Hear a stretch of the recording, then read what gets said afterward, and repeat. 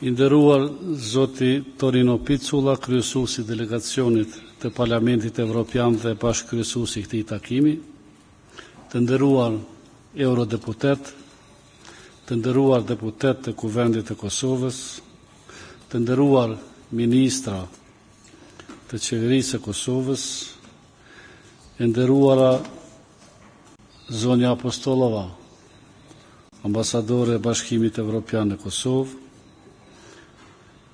të nderuar ambasador, të pranishëm, të nderuar zonja dhe zotëri. Kam nderin dhe kënaqësinë që bashkë me zotin Picula të hapim punimet e takimit të tretë të Komisionit Parlamentar për Stabilizim Asociim Bashkim Evropian Kosovë. Me lejoni që në fillim t'ju uroj të gjithëve mirëseardhjen dhe t'ju falenderoj për pjesëmarrjen tuaj sot. Po ashtu dëshoj të shpreh konsideratën time të lartë për kontributin tuaj të vazhdueshëm në procesin e stabilizim asociimit në për të cilin po kalon Kosova. Është bërë tani një vit që kur marrëveshja stabilizim asociimit ndërmjet Bashkimit Evropian dhe Kosovës hyri në fuqi, padyshim se institucionet e Kosovës në vazhdimsi kanë qenë dhe mbesin të përkushtuara në përmbushjen e obligimeve që dalin nga kjo kontratë, do ta quaja jetike për Kosovën. Siç e dim, në nëntor të vitit të kaluar, Bashkimi Evropian dhe Qeveria e Kosovës lancuan agjendën për reforma evropiane, si një platformë për ndihmën për të ndihmuar zbatimin e MSA-s, si dhe për të lëvizur Kosovën në një fazë tjetër të procesit të integrimit. Po ashtu Kuvendi i Republikës së Kosovës këtë javë ka miratuar programin kombëtar për zbatimin e marrëveshjes së stabilizim asociimit për periudhën 2017-2021, i cili parasheh masat afatshkurta dhe prioritetet afatmesme që kanë për qëllim përmbushjen e detyrimeve që burojnë nga MSA-ja. Mirëpo përmbushja këtyre obligimeve, si dhe në tërësi procesi i integrimit për të realizuar me sukses kërkon përkushtim, koordinim ndërinstitucional dhe konsenzus politik. Ne si Komision për Stabilizim Asociim kemi arrit deri diku që të kemi një konsenzus të duhur që në këtë proces dhe në detyrimet që ka komisioni ynë të mos jemi shumë politik ta quaj në kuptimin e përplasjeve politike në mes të partive, por të gjithë të angazhohemi si pozita ashtu dhe opozita që përmes përplasjeve të brendshme, në qovë se janë, ne ti të i kalojmë ato dhe të zbatojmë obligimet tona duke qenë në kryet e detyrës për ta shtyr edhe qeverin, edhe këshillin kombëtar, ose këshillin për stabilizim asociim që t'i shtyj proceset përpara. Sot ne po e marrim takimin e tretë, që është një takim shumë i rëndësishëm për ne të gjithë, është një takim që hap debat për çështjet që i kemi realizuar deri tash, detyrimet që kemi pas nga ky proces, dhe kemi ftuar njëkohësisht edhe ministrat të cilët për çështjet e tyre, në qoftë se ka pyetje nga eurodeputetët dhe nga deputetët e Kuvendit të Kosovës për çështjet të veçanta, do t'ju drejtohen juve. Tani unë dëshoj që të mos e zgjas dhe të mos e lexoj deri në fund fjalën që e kam përgatitur, fjalën hyrëse, me qëllim që t'ju lë hapësirë të diskutoni ju dhe t'i lë hapësirë edhe bashkëkryesuesit të komisionit, zoti Picula, që ta merr fjalën për shëndetëse për hapjen e këtij takimi. Zoti Picula, keni fjalën.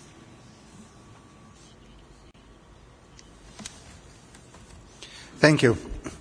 Dear Mr. Co-Chair Haliti, Mr. Minister Hoxhaj, Madam Ambassador Apostolova, dear colleagues, parliamentarians, ladies and gentlemen, in one word, it's good to be back in Pristina. I would like to thank the Parliament of Kosovo for hosting European Parliament delegation at your premises for the second time. It's a third meeting of the European Union Kosovo Stabilization and Association Parliamentary Committee. Last year we have started well and in a productive way, gathering all relevant stakeholders in both parliaments and brought joint recommendations after in-depth debates. On this occasion, I would like to express my sincere hope that we will again engage in successful and constructive inter-parliamentary cooperation, which will contribute to the Kosovo's European Union accession process.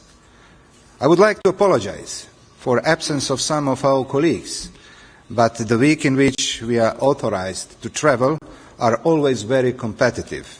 Many different missions around the world take place at the same time.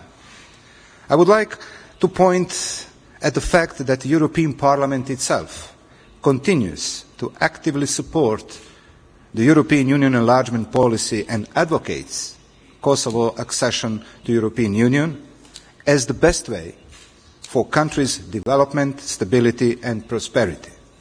We are pleased and proud to be part of your European path as your partners.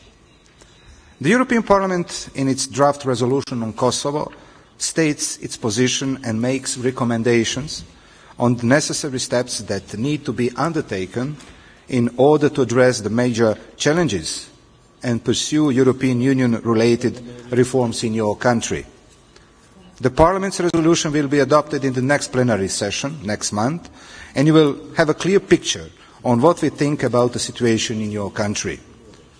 Let me emphasize two issues which are of systematic importance. First, the developments concerning the rule of law in judiciary, in fight against corruption and organised crime, and in developing freedom of media are not impressive. It seems that a good action plan has been prepared, but there is insufficient political will to implement them.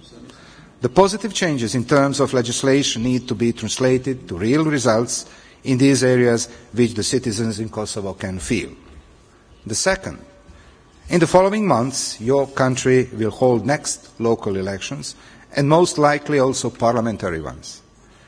It's not a secret that the conduct of previous elections was often criticized and created political turmoil. I would like to ask, among many important, two questions, hoping that they could be answered in the following hours. First, how much was done so far to have better elections in 2017? And how far is Kosovo in implementing recommendations of ODHR? We have, of course, many other relevant topics on our agenda, and therefore I wish us all successful work. Thank you.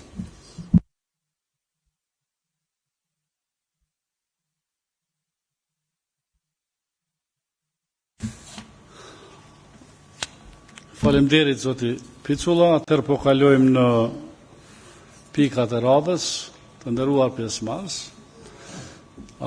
Po kalojmë në miratimin e draft agjendës, që janë pika 1 dhe 2. Është miratimi I draft proces verbalit. Së pari miratimi I agjendës. Të gjithë e keni agjendën përpara. A jeni dakord që ta miratojmë agjendën? A ka kundër? Nuk ka kundër, atëherë konsideroj që draft agjenda është miratuar. Miratimin e draft proces verbalit të mbledhjes së dytë të KPSA Bashkim Evropian Kosovë që është mbajtur në Strasburg, a ka dikush kundër? Nuk ka, atëherë konsideroj që u miratu edhe draft proces verbali mbledhjes së dytë të KPSA Bashkimi Evropian Kosovë. Kalojmë në pikën e tretë, terrenit të ditës, që është gjendja marrëdhënieve Bashkimi Evropian Kosovë, që është kimdim I pikpamjeve mes përfaqësuesve lartë të Bashkimit Evropian për punë të jashtme dhe politikë dhe sigurisë dhe Komisionit Evropian dhe Qeverisë së Kosovës. Atëherë, sipas agjendës në fjalë, ftoj Ministrin e Punëve të Jashtme, zotin Enver Hoxhaj, që ta merr fjalën për të thënë çështjet të cilat kanë bëjnë nga këndvështrimi i Komisionit i Këshillit për Stabilizim Asociim, sa i përket çështjes së stabilizim asociimit dhe mesazh për Kosovë. Zoti Hoxha, e keni fjalën.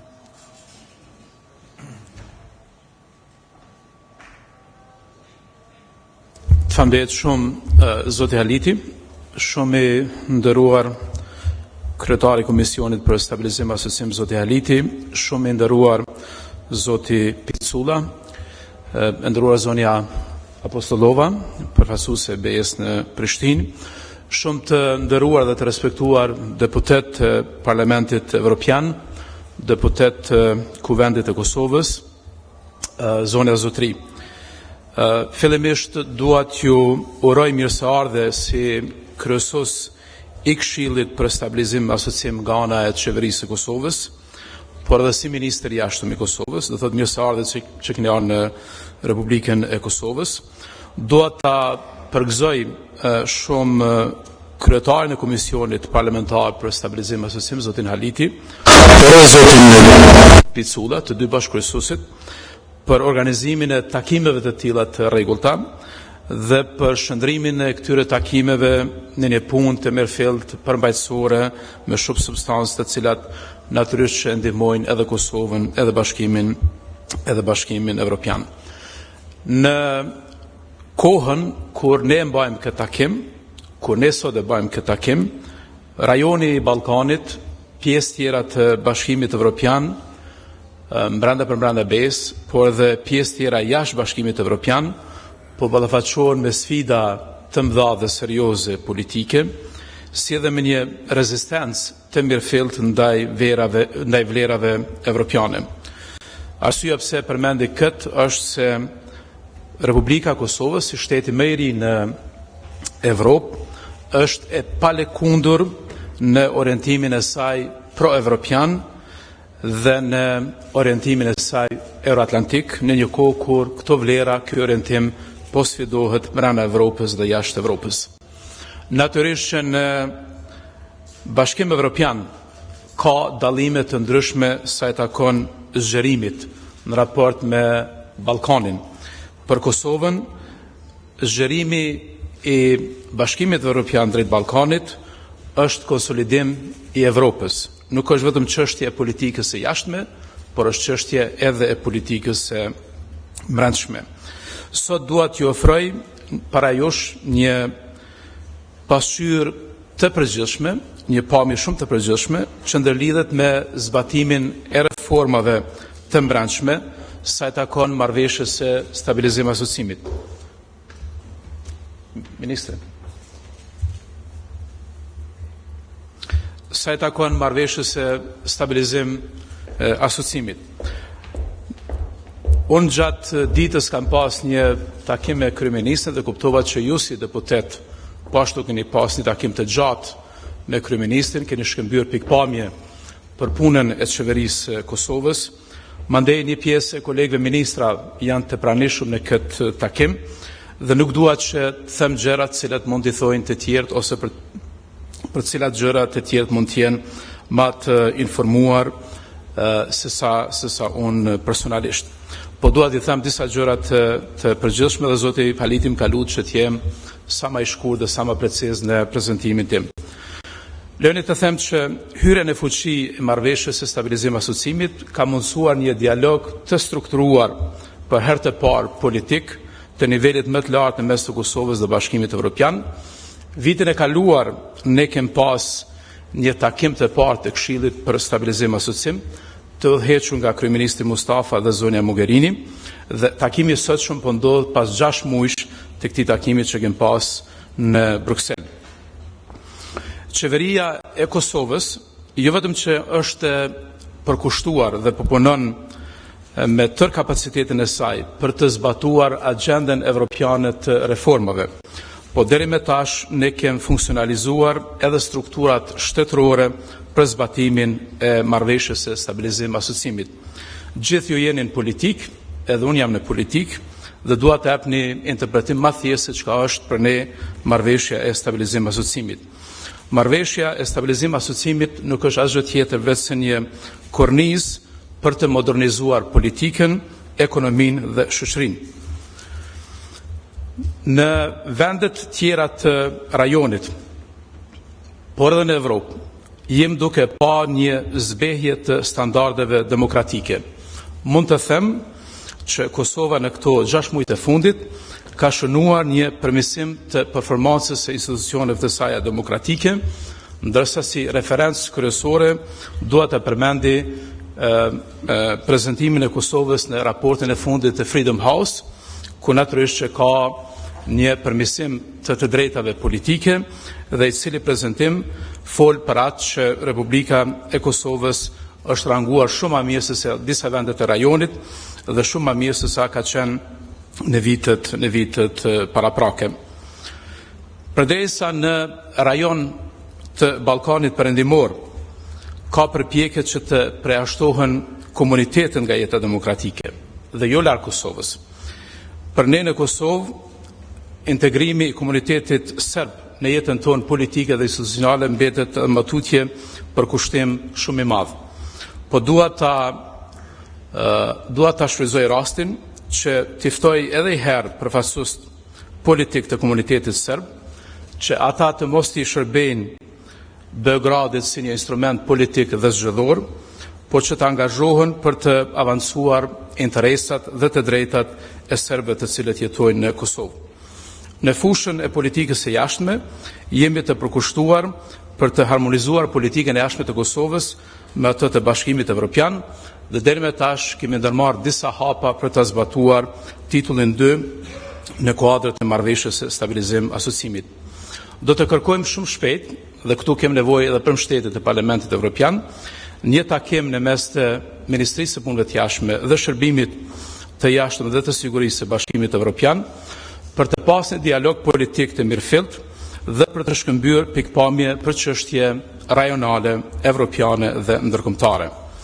Në një plan afatmesëm, në kuadrët e piknisës tonë për të harmonizuar politikën e jashtme të Kosovës me atë të Bashkimit Evropian, Kosova dëshiron që të jetë pjesë e misioneve paqërruese të BE-s. Kem një koordinim të ngushtë me Ministrinë e Forcës së Sigurisë, me Ministrinë e Mbrojtjes, për të dërguar një të ardhme të afërt pjesëtar të FSK-s dhe të Policisë së Kosovës në misionet paqërruese për menaxhim të krizash kudo në botë që ne mund të jemi krah të Bashkimit Evropian. Sa i takon pjesëmarrjes së Kosovës në bashkësinë ndërkombëtare, mund të them që deri më tash kem pas rezultate konkrete në rritjen e numrit të njohjeve. Nga takimi i fundit që ju keni pas deri më tash, janë 3 vende të cilat e kanë njoft Kosovën, sikurse Singapuri, Surinami dhe Bangladeshi. Kem pas antarësim në organizata të ndryshme ndërkombëtare, së fundi edhe antarësimin e Kosovës në organizatën botërore të doganave, si dhe antarësime në disa organizata të tjera rajonale. Të nderuar deputet, për Qeverinë e Republikës së Kosovës, sikurse edhe për këtë institucion ku jemi ne, për Kuvendin e Kosovës, ndër shqetësimet kryesore mbetet mosnjohja e Republikës së Kosovës nga 5 vendet anëtare të Bashkimit Evropian. Besojmë që këto vende nuk kanë as arsye të brendshme, as arsye të jashtme që ta vunojnë vendimin e tyre për ta njoftë Kosovën, sikurse jem mirënjohës Parlamentit Evropian për ftesat e rregullta që i bën që këto vende ta njohin Republikën e Kosovës.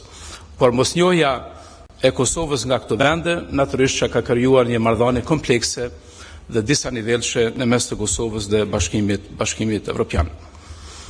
Përkundër arritjeve të cilat i kem pas, natyrisht që Kosova ballafaqohet edhe me sfidat e tjera sa i takon nismave rajonale, sidomos antarësimeve tona në fushën e sigurisë. Për Kosovën, siguria është integrale dhe pjesë e konceptet të sigurisë integrale, të sigurisë edhe shtetërore dhe njerëzore, mund ta kem të zbatuar mirëfilli në rastin e Kosovës, nëse jem pjesë e institucioneve dhe komunitetit rajonal dhe evropian të sigurisë. Në këtë drejtim, është e drejt legjitime Kosovës që ta ketë ushtrinë e saj dhe që forcat e sigurisë e Kosovës të shndrohen në ushtri të Kosovës, sikurse kërkojmë mbështetje nga ana juaj që në të ardhmen ta ndihmoni Kosovën që të bëhet pjesë e një organizate më të rëndësishme në fushën e sigurisë, sikurse është Interpoli. Një çështje e cila është e rëndësishme dhe cila her pas here, pse në sipërfaqe, po lëkund besimin e qytetarëve të Kosovës në raport me BE-n, është mungesa e liberalizimit të vizave për qytetarët e tanë. Komisioni Evropian vetëse ka rekomanduar pozitivisht Kosovën për një gjë të tillë, pas kritereve të përmbushura nga qeveria dhe institucionet të Kosovës. Jemi njës Parlamentit Evropian për mbështetjen që e ka dhënë dhe jem të vetëdijshëm që demarkacioni dhe ratifikimi i marrëveshjes për këtë temë i nënshkruar mes Malit të Zi dhe Kosovës është kushti i vetëm dhe i fundit. Dua t'ju informoj që po punojmë në mënyrë intensive për të siguruar mbështetje në kuvendin e Kosovës për të ratifikuar një marrëveshje të tillë, sikurse po punojmë në mënyrë intensive që të arrijmë një konsenzus politik në mes të të gjitha forcave politike në Kosovë. Në njëjtën kohë duhet thënë asë çfarë është thënë disa herë, edhe nga qeveria apo nga deputetët të kuvendit të Kosovës, se Kosova në raport me liberalizimin e vizave ka pas shumë kushte dhe një listë gjatë të kushteve në raport me vendet tjera të rajonit, po në raport me vendet të cilat mujve të fundit kanë filluar të gëzojnë liberalizimin e vizash në raport me bashkimin evropian.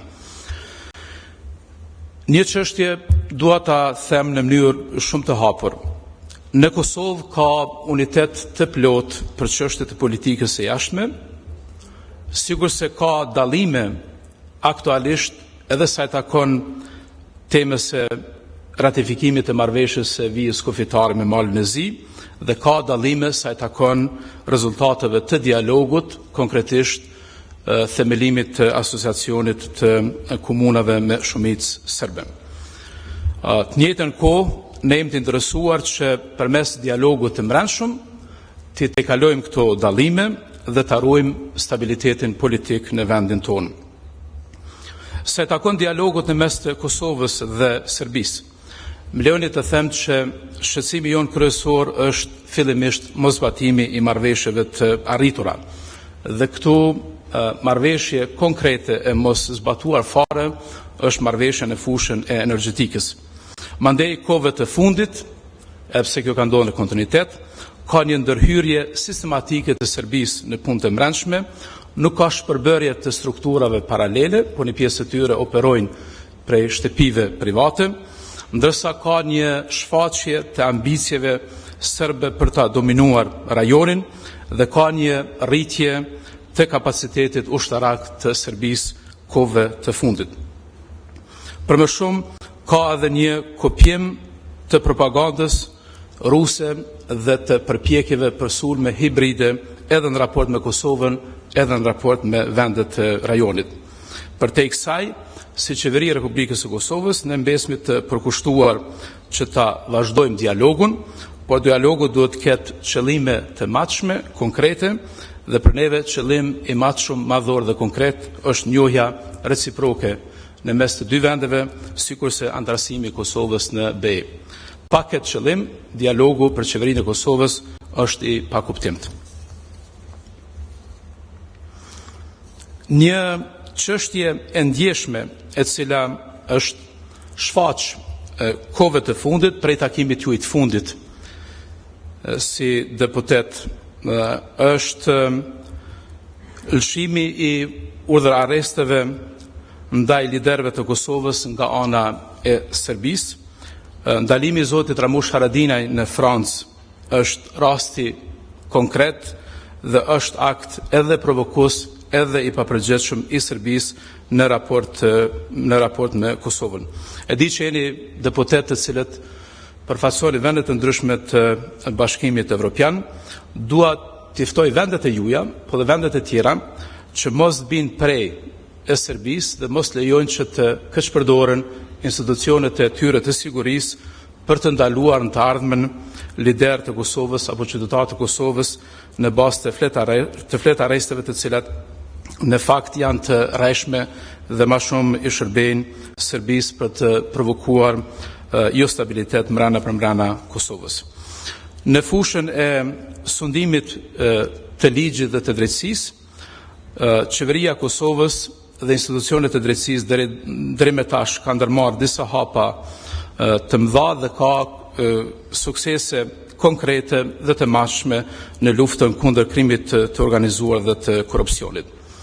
Një sfidë tjetër për Kosovën dhe për Ballkanin Perëndimor është shfaqja e fenomenit të ekstremizmit të dhunshëm, diçka që para 10 vitesh, 20 vitesh ka qenë jashtë imagjinatës tonë.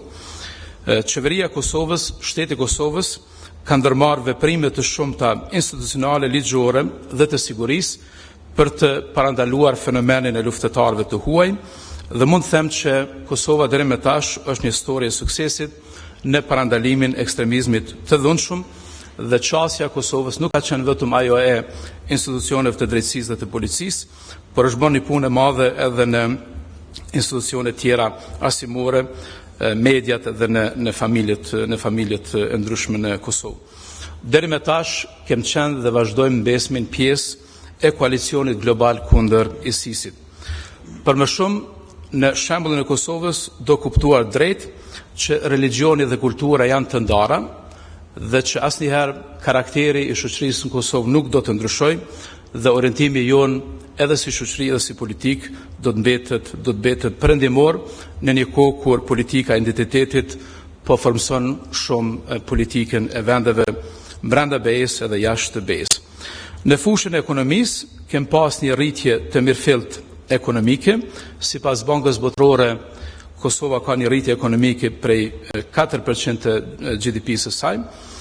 Kem rujt një stabilitet makroekonomik dhe makrofiskal, sigur se për herë të parë kem arrit që buxheti i Kosovës të jetë 2 miliard. Përkundër këtyre parametrave të mirë ekonomik, jem të vetëdijshëm dhe të shqetësuar që një pjesë e trive dhe një pjesë e madhe e popullatës në Kosovë edhe matutje ballafaqohen me problemin e papunësisë. Prandaj edhe zhvillimi ekonomik, krijimi vendeve të reja të punës është ndër prioritetet më të larta që ka qeveria e Kosovës.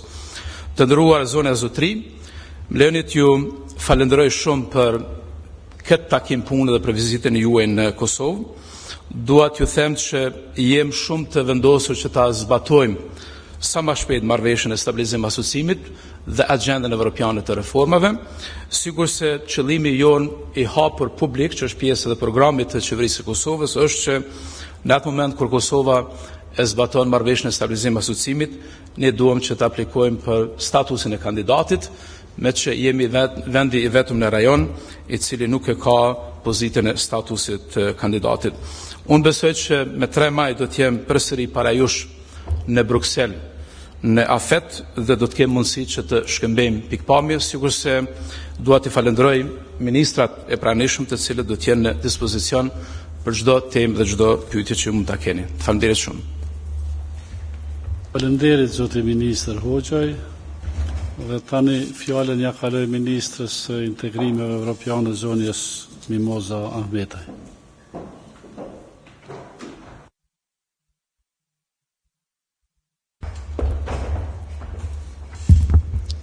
Faleminderit i nderuar zoti Haliti, i nderuar zoti Picula, nderuara zonja Apostolova, të nderuar anëtar të Komitetit Parlamentar të Stabilizim Asociimit, zonja dhe zotrinj. Kam kënaqësinë që drejtohem sot me rastin e takimit të radhës të Komisionit Parlamentar për Marrëveshjen për Stabilizim dhe Asociim. Roli Komisionit Parlamentar është esencial në monitorimin e zbatimit të MSO-s dhe ecurisë së përgjithshme të procesit të integrimit evropian. Prandaj më lejoni që njoftoj për zhvillimet e fundit në kuadër të procesit të integrimit evropian dhe në veçanti të procesit të stabilizim asociimit. Në kuadër të procesit të liberalizimit të vizave, është arritur progresi konsiderueshëm në kuadër të zbatimit të kriterit për luftimin e korrupsionit. Ekipi udhëhequr nga kryeprokurori i prokurorisë speciale deri më sot ka shënuar 34 raste dhe ka ngritur 24 akte akuza, nga të cilat 4 kanë marrë vendime të formës së prerë, 2 të shkallës së parë, ndërsa rastet të tjera janë në stadie të ndryshme të procesit gjyqësor. Me qëllim të fuqizimit të sistemit gjyqësor, Këshilli Gjyqësor i Kosovës është në proces të rekrutimit të 61 gjyqtarëve. Jemi në proces të ngritjes së kapaciteteve të prokurorisë speciale përmes plotësim ndryshimit të ligjit për prokurorinë e shtetit për të lejuar ngritjen e numrit të prokurorëve në prokurorinë speciale. Gjithashtu, duhet cekur se për dallim nga viti 2016, buxheti i sistemit të drejtësisë është rritur për 9%. I avlen të përmendet që numri i azilkërkuesve ka rënë në mënyrë drastike nga viti 2015 në vitin 2016, ndërsa numri i përfituesve nga fondi i reintegrimit dhe i riadesimit është rritur për 100%. Sa i përket zbatimit të marrëveshjes së Stabilizim Asociimit pas takimit të Këshillit të Stabilizim Asociimit në nëntor të vitit të kaluar, institucionet e Kosovës dhe Bashkimit Evropian kanë zhvilluar 8 takime të nënkomiteteve dhe grupeve të veçanta në fushat të ndryshme të procesit të integrimit evropian. Deri në fund të këtij viti do të mbahen edhe takimet e Komitetit të Stabilizim Asociimit dhe takimi i dytë i Këshillit të Stabilizim Asociimit. Këtë javë, Kuvendi i Kosovës miratoi programin për zbatimin e MSA-s, i cili parashës zbatimin e rreth 900 masave legjislative dhe implementuese për të cilat është ndarë buxheti i shtetit në vlerë për 485 milion euro. Programi ka parapar masa zbatuese për çdo nen respektiv të MSA-s. Ministria e Integrimit Evropian do të delë me raportin e parë të vlerësimit të zbatimit deri në fund të këtij muaji. Gjatë këtij viti kemi lansuar fushatën për komunikimin e MSA-s, me që rast për 5 javë janë transmetuar 5 videoklipe në televizionet nacionale me informata se çfarë është MSA-ja për qytetarët, studentët, bizneset, gjyqësorin, si dhe janë transmetuar mesazhe në radiostacione, në web portale dhe media sociale. Po ashtu janë shpërndar broshura informuese dhe janë ekspozuar 80 stenda afishimi në për komunat të ndryshme të Kosovës. Një zhvillim tjetër i rëndësishëm në kuadër të zbatimit të MSA-s është edhe lansimi dhe implementimi i prioriteteve kyçe politike të parapara për agjendën evropiane të reformave apo ERA. Elementet kyçe në kuadër të zbatimit të ERA-s janë miratimi i ligjit për parandalimin e konfliktit të interesit, miratimi i ligjit për paga, shërbim civil dhe administratën shtetërore, miratimi i ligjit për pezullimin apo largimin e zyrtarëve publik të cilët kanë akte akuza apo janë të dënuar për vepra të korrupsionit, publikimi dhe auditimi i financave të partive politike dhe plotësim ndryshimi i ligjit për financimin e subjekteve politike, miratimi i ligjit për arsimin e lartë. Është e planifikuar që në gjysmën e parë të vitit 2017 të mbahet takimi i dytë i nivelit të lartë të dialogut për zbatimin e prioriteteve kyçe, me që rast do të analizohet progresi i arritur në kuadër të ERA-s. Vitin e kaluar është shënuar dhe një arritje e madhe në kuadër të procesit integrues të Kosovës me rastin e nënshkrimit të marrëveshjes kornis për pjesëmarrjen e Kosovës në programet e BE-s. Qeveria tani më ka marrë vendimin për nisjen e negociatave për antarësim në 4 programe të BE-s, të cilat janë COSME, Evropa për qytetarët, Erasmus Plus dhe Evropa Kreative. Pjesëmarrja në këto programe do t'u ofrojë studentëve, akademikët, bizneset, shoqërinë civile dhe komunitetin artistik dhe krijues edhe më afër Bashkimit Evropian. Nga këndvështrimi i asistencës së BE-s apo IPA-s, institucionet e Kosovës në bashkëpunim me Komisionin Evropian janë duke siguruar që asistenca e BE-s për rreth 80 milion euro në vit të mbështesë reformat kyçe të parapara në kuadër të MSA-s. Në këtë drejtim kemi finalizuar negocimin e IPA 2016 në vlerë prej 70.5 milion euro, ku 45.5 milion do të mbështesin reformat në rritjen e konkurrentshmërisë, dhe përkrajnë për bizneset, arsimin dhe punësimin, si dhe të drejtat e njeriut, ndërsa jemi ende në negociata për përkrahin e drejtpërdrejt bugjetore në vlerë për 25 milion euro në reformën e administratës publike. Po ashtu, ka filluar edhe planifikimi për programin IPA 2017. Ju falenderit. Falenderit, zonja Ahmetaj. Tani ja kaloj fjalën zonjës Natalia Apostolova, shefe e zyrës së Bashkimit Evropian e Kosovë. Zonja Apostolova, fjala është për ju.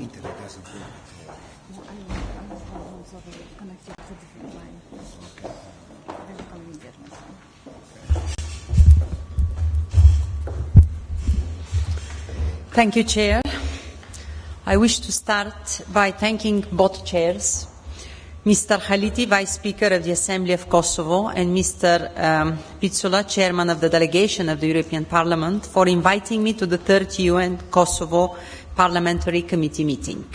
I'm extremely pleased to participate in this meeting, which is attended by distinguished members of the European Parliament and distinguished members of the Kosovo Assembly of both the majority and opposition parties.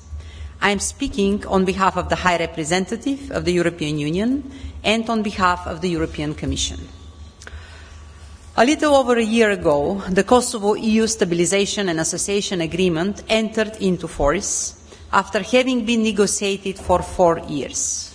I am not the first one who has repeatedly and consistently highlighted the crucial importance of this agreement to the further development of our relations as a milestone of Kosovo on the European path.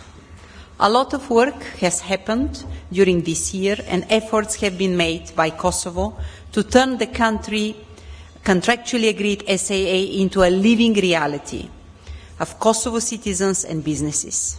The EU has consistently shepherded this important work with advice and financial assistance. Through our regular political dialogues established with the Stabilization Association Council and its subcommittee groups. The Kosovo Assembly plays a crucial role in ensuring SAA implementation remains at the top of Kosovo political agenda to provide oversight and political guidance. To fulfill this role, the Assembly and all parties represented in it need to ensure it has the capacity to work on the numerous and challenging issues ahead.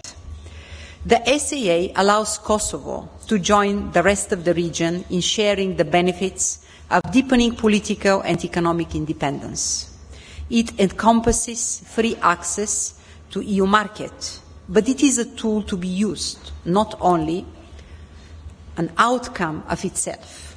Real effort is continuously needed to use this opportunity to create a more predictable business environment, leading to higher security for domestic and foreign investors through gradual approximation of EU standards for products, more competition potentially leading to lower prices, better products and higher growth. These are opportunities that Kosovo needs to grasp. The SAA, if under efficiently and proactively, offers an opportunity to stimulate Kosovo's economic development. Hence, to make the most of it, its implementation needs to be accompanied by institutional and policy reform.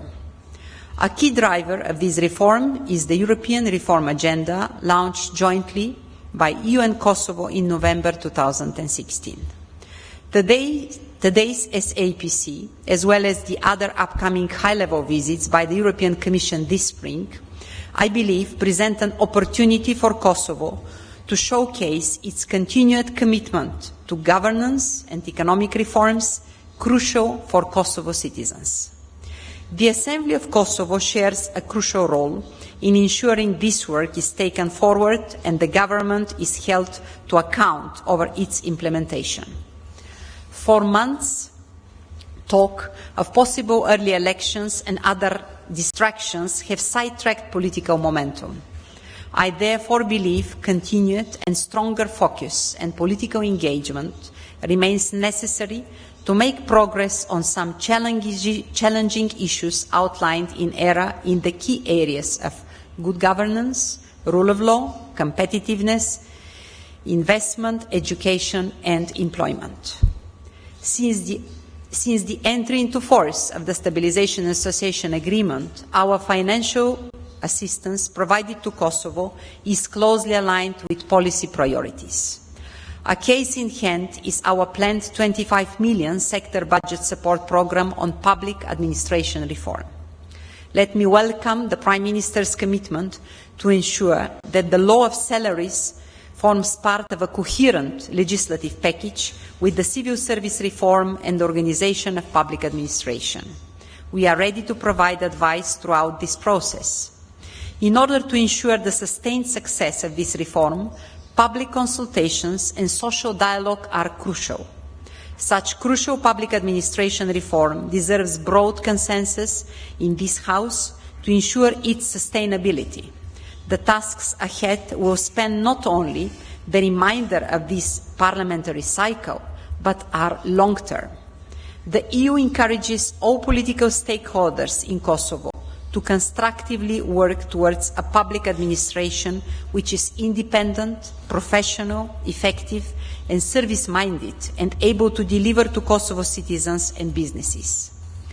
Let me encourage you to step up your efforts and your parliamentary pressure to deliver in those areas where progress has been slower, such as on higher education reform and follow-up on the Anti-Corruption Agency's decision on appointment of publicly owned enterprises.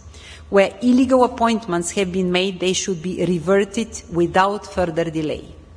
Further, on a comprehensive plan to tackle youth unemployment and effective actions to combat the informal economy remains necessary, as do measures linked to energy efficiency in line with the policy guidance provided at the joint ministerial meeting in May 2016 in the context of Kosovo's economic reform programme. Honourable members, these issues are but a snapshot of outstanding work which continues to need commitment. I believe only close cooperation and crucial but constructive engagement between the government and the Assembly, including the opposition, are fundamental to ensuring success. In this context, let me welcome the initiative by the Kosovo Assembly delegation of the Stabilization and Association Parliamentary Committee to conduct hearings with ministers in preparation of the third SAPC. This is a useful forum to discuss strategic issues of European integration process and to create and maintain national consensus. In close cooperation with the Functional Committee on European Integration of the Assembly, care should be taken to ensure the strategic and the day-to-day work of policy and legislative alignment closely interlinked. In addition, I also want to commend the Assembly for adoption of the National Programme 1721 for implementation of the Stabilization and Association Agreement 2 days ago. Honourable members, I share the view that lifting the visa requirements will send a powerful signal and concrete and important deliverable to people of Kosovo while bringing Kosovo closer to Europe. In this regard, Kosovo has made significant progress in fulfilling the requirements of the visa liberalisation roadmap. 93 from the 95 visa liberalisation roadmap conditions have been met. At this very last stage of the visa process, the Kosovo Assembly and leadership are holding the key to fulfil the two remaining visa liberalisation requirements: the ratification of the border demarcation agreement with Montenegro and the strengthening of the track record in the fight against organised crime and corruption. I take this opportunity to call on the MPs across the political spectrum to end the political deadlock and find national consensus to end isolation of Kosovo and enable visa-free regime for all Kosovars. I said earlier that the SAA is also a tool to strengthen and facilitate regional cooperation. Under its terms, Kosovo committed itself to the visible and sustainable improvement in relations with Serbia. This is an essential principle of our agreement. The continuation of the EU-facilitated dialogue with Serbia is therefore a legal obligation. Kosovo will need to implement the agreement it has reached and continue to work towards further agreements. As we have seen over the last few months, this sometimes involves taking difficult decisions and the need for compromise, and sometimes developments can sidetrack both sides. It is unfortunate that the Assembly adopted a resolution to suspend the dialogue with Serbia, but we hope that the situation related to the AK leader Haradinaj will soon clarify and Kosovo returns to the dialogue. To ensure its success and to ensure Kosovo's interests are represented fully and is able to engage constructively, openly, and to enable it to find the compromises necessary, close cooperation and regular exchanges between the Assembly and negotiators is key. Ladies and gentlemen, we are working hard to include Kosovo in a greater number of EU programs, such as Erasmus, Creative Europe, the Civil Protection Mechanism, and programs such as COSME, which helps small and medium-sized businesses to access markets in the EU and beyond, and Horizon 2020 for research and technological development. Visa liberalization, EU programs, support to fight corruption, SAA, ERA, all of this is support to Kosovo that the EU can provide.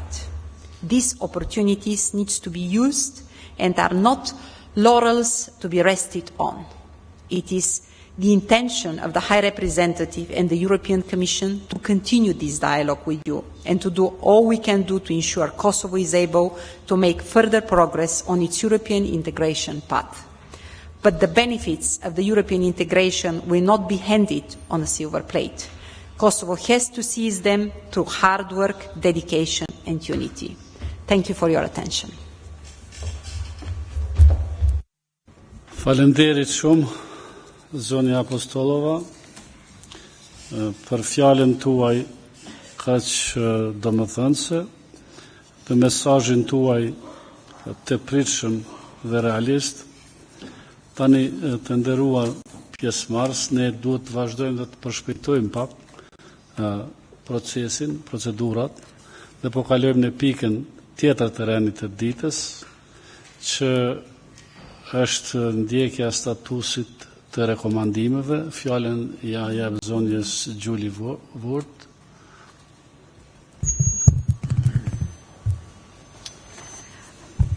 Thank you very much. This item is a follow-up from the recommendations from November and explores a bit more amendments I made around in respect of fighting terrorism and preventing radicalization, particularly recommendations in terms of investment in education, informal learning and intercultural dialogue. Now, I suggested these additions in point 8 and 17 about education, youth empowerment and intercultural dialogue, because I truly believe they are important tools, perhaps more important than security measures, because it's about prevention and the combating of radicalization. You can't discuss the future of a country and its development without focusing on the most important part, and that's the investment in its young people and the next generations. We need to help Kosovo to prepare a generation of young people with the motivation, commitment and skills to be audacious problem solvers and active, responsible citizens. And for this, we need a fair, accessible and quality education system. Education is key for the future of young people. It's key to the economic development of the country and also to the reconciliation process with Serbia. And it can provide the means for intercultural dialogue between different divided communities. I agree that we must also give opportunities to young people in Kosovo to study abroad, and in particular the opportunity to participate in exchange and mobility programmes to the EU. But Kosovan youth need future perspectives, and they need to trust first and foremost their own country to offer them those perspectives. I'm not only talking about formal education. I strongly believe in the potential of informal and lifelong learning for personal development and well-being, and ultimately for improving social cohesion for more harmonious societies. I'm a strong advocate for building synergy between education and culture, which in my view are both forms of learning. Learning may occur in response to formal education, but yes, it also takes place in a variety of other ways and settings, including non-formal and informal learning, intergenerational learning and volunteering. Everyday life, with its opportunity for rich interactions with other people and cultural opportunities, is also full of learning experiences. Now, I've met a lot of youth organisations working on the ground here in Kosovo, and I know they do tremendous work to help young people complete their formal education systems and also intervening when this formal system is deficient or has failed the learners. Informal learning is a space where different fields of action meet, cooperate and reinforce each other, allowing people to develop their creative and critical thinking, their digital and media literacy skills, to gain in self-confidence, to become problem solvers, entrepreneurs and responsible citizens, and acquire the intercultural skills needed to achieve more inclusive, open and tolerant societies. Indeed, to be the leaders of the future. It's also a powerful tool for intercultural dialogue, allowing individuals to open their horizons and challenge their prejudices. Now, we all know that children are not born to hate, and I've witnessed firsthand youth from different sides, from traditional enemies, coming together across borders, sharing in each other's cultures and helping to build better futures together. Arts and media projects are a powerful way for young Kosovans to express themselves and communicate their ideas and dreams with the wider world. And it's my experience that young Kosovans have much to share and to teach the rest of us. Cultural exchange is therefore of benefit to all parties. So, youth policy and education must be priorities for Kosovan authorities. They are not secondary issues, they are as important. Zgjatja fjalën, ju lutem. All right, sorry. So, to finish, youth policy and education must be priorities for Kosovan authorities. They are not secondary issues, they are as important as economic development and security, and they're actually key to achieving the latter. All these aspects must go together for a holistic, progressive vision of the future. Thank you. Faleminderit, zonja Gjuli. Unë me qenë se u hapë çështja dhe si pikë veçantë është dhe terrorizmi, dhe me qenë se ministri foli duke përfshi edhe ministrën për integrime dhe përfaqësuese në BE-s në Kosovë, zonën Apostolova, shumë çështje u ngritën për të cilat isha përgatitur të flas edhe unë. Dua të koncentrohem rreth fushës terrorizmit dhe paragjykimeve që janë për Kosovën ndonjëherë në rrafshin e debateve që zhvillohen në institucionet ndërkombëtare veçanërisht. Zoti Tonino, Shkelësi ambasador, të nderuar pjesëmarrës, ndjehemi detyruar të filloj fjalën time duke ju falënderuar për objektivitetin, dashamirësinë dhe rekomandimet e çmuara për luftën efikase kundër terrorizmit të parashtruara në dokumentin e punës të këtij takimi.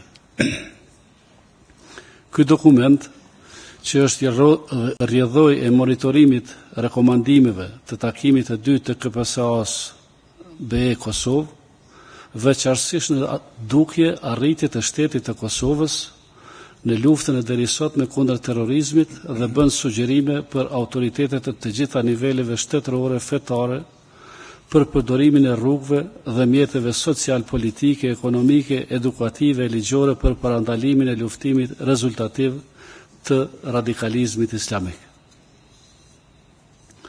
Mbështetur në rekomandimet e luftës kundër terrorizmit në Republikën e Kosovës dhe masat e nevojshme për parandalimin e shfaqjes së kësaj dukurie në vendin tonë, dëshiroj të jap disa mendime për radikalizmin islamik. Dihet që radikalizmi islamik nuk është fenomen që kufizohet brenda kufive të një shteti apo një tërësie shtetës të një rajoni gjeografik.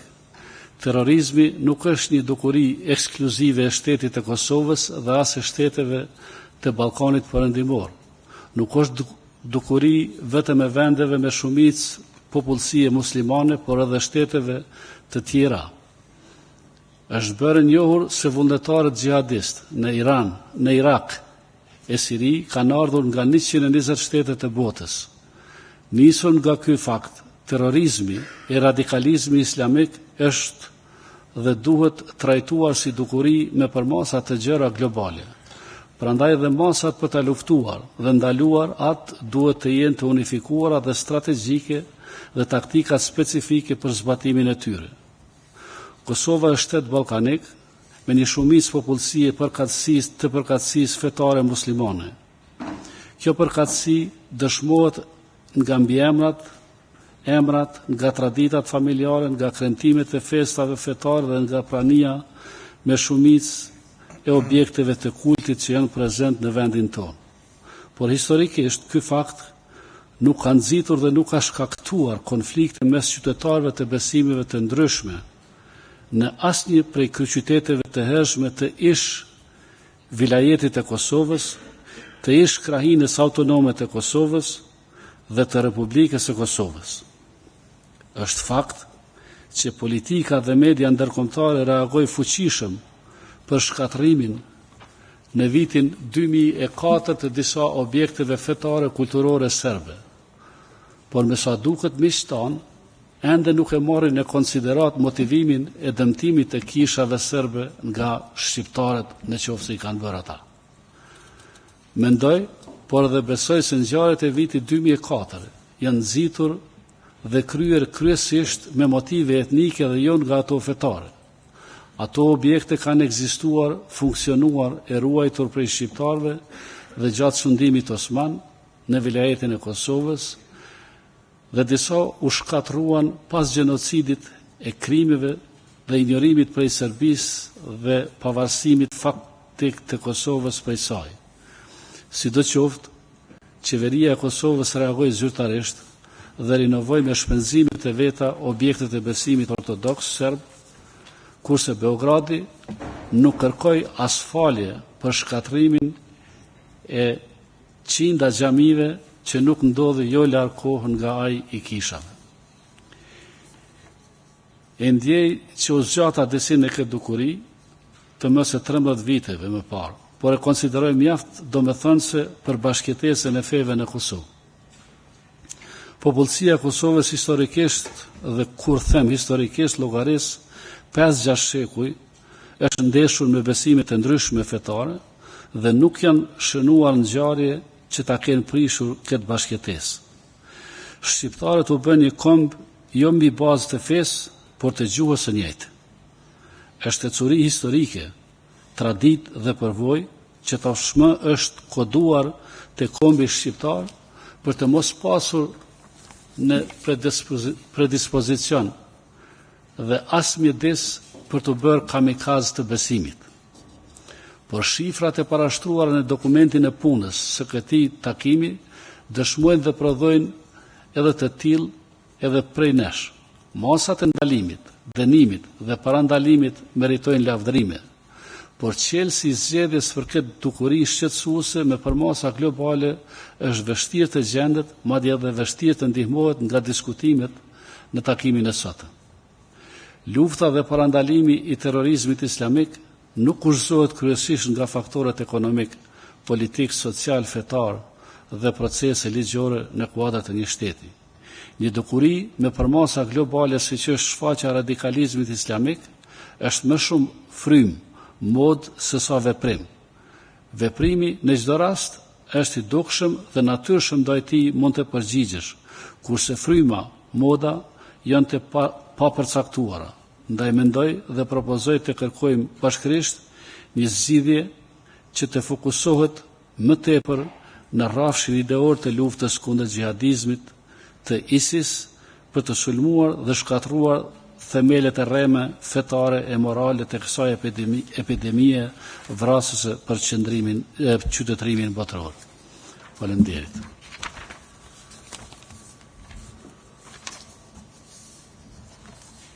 E kemi zonë kohën.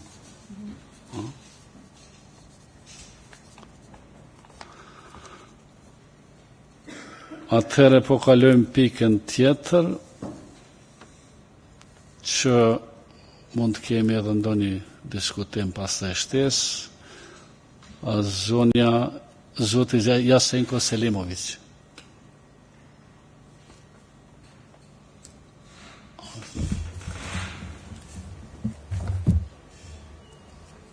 Thank you very much, Mr. Chair. Thank you to your co-chairs as well, Honourable Excellencies and Honourable Parliamentarians, dear guests. It's an honour to come here and feel so welcomed like we have been welcomed here. And I hope that you feel that our friends are coming.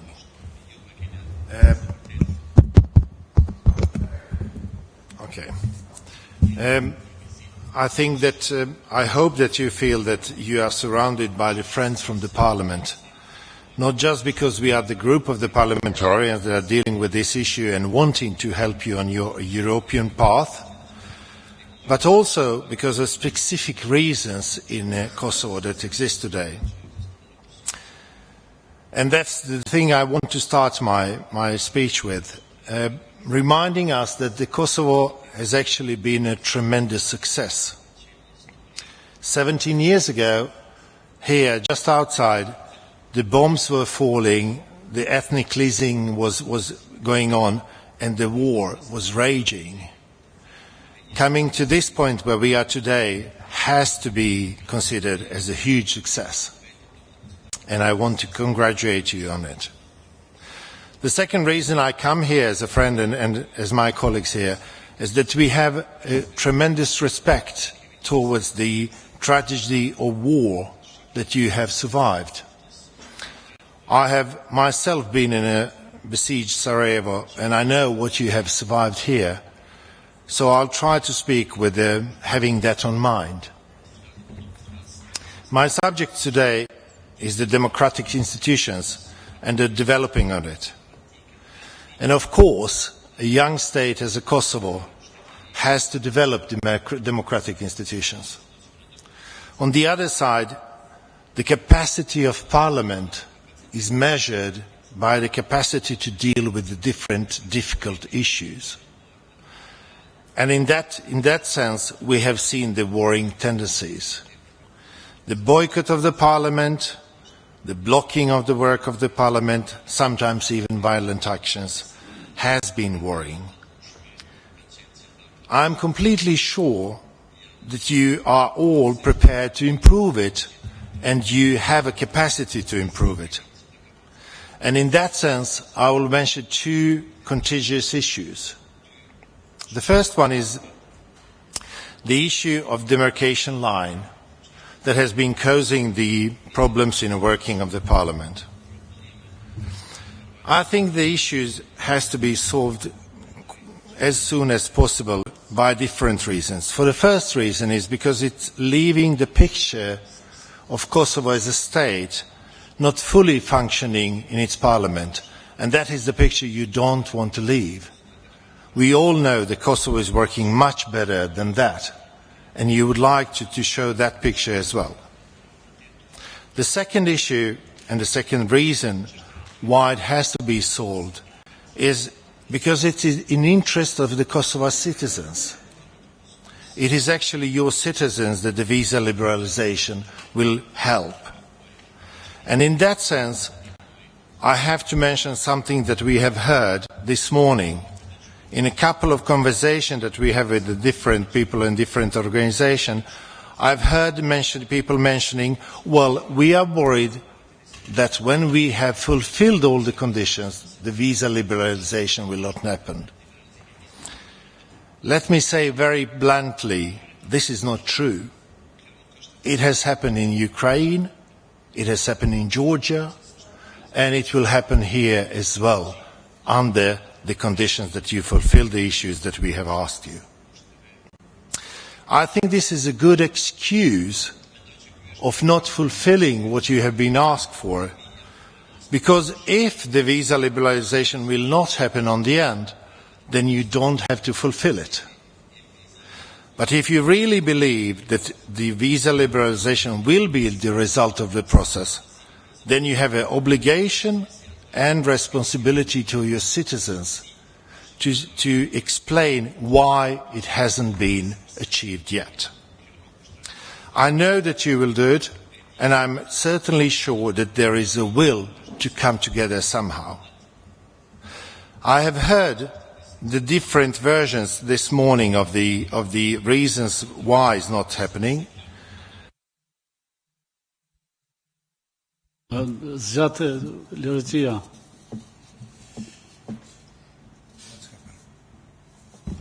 Excuse me.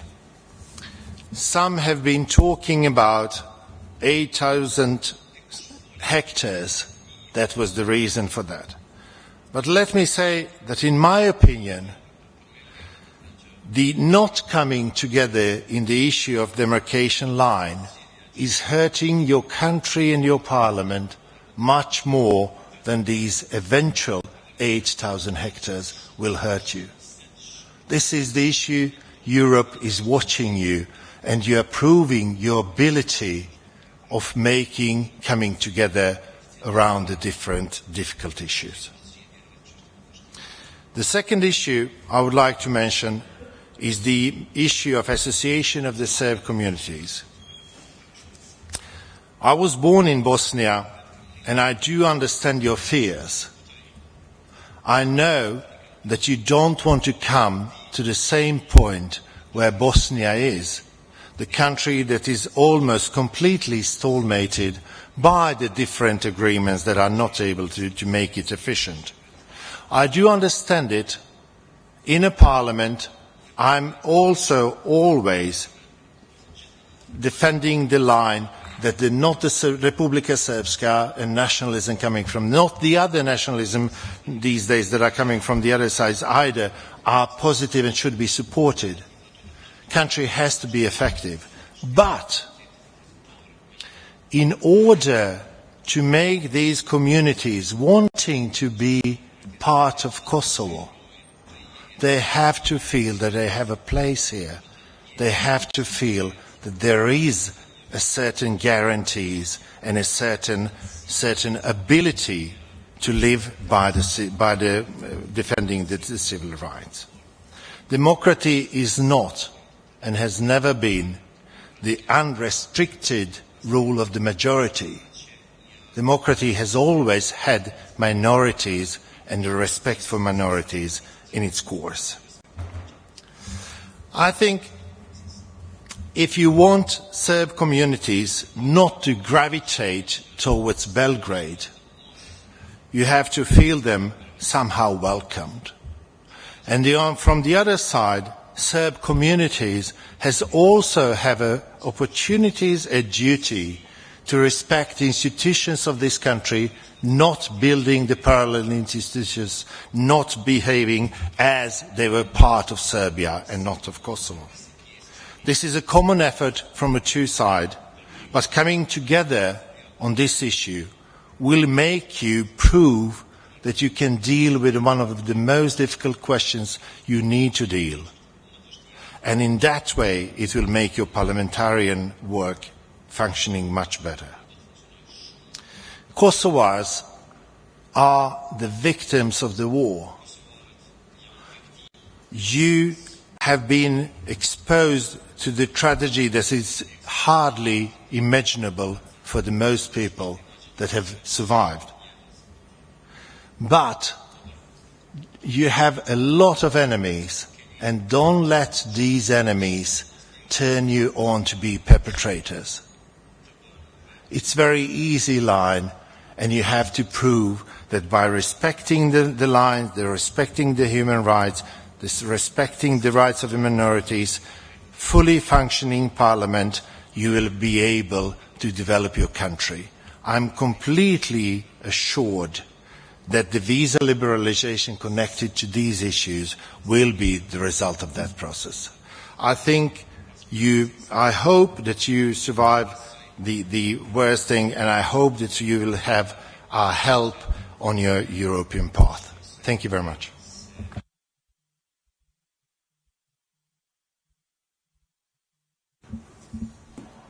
Faleminderit Zoti Selimović. Fjalën e ka Zoti Sabriamiti. Përgatitet lekaj.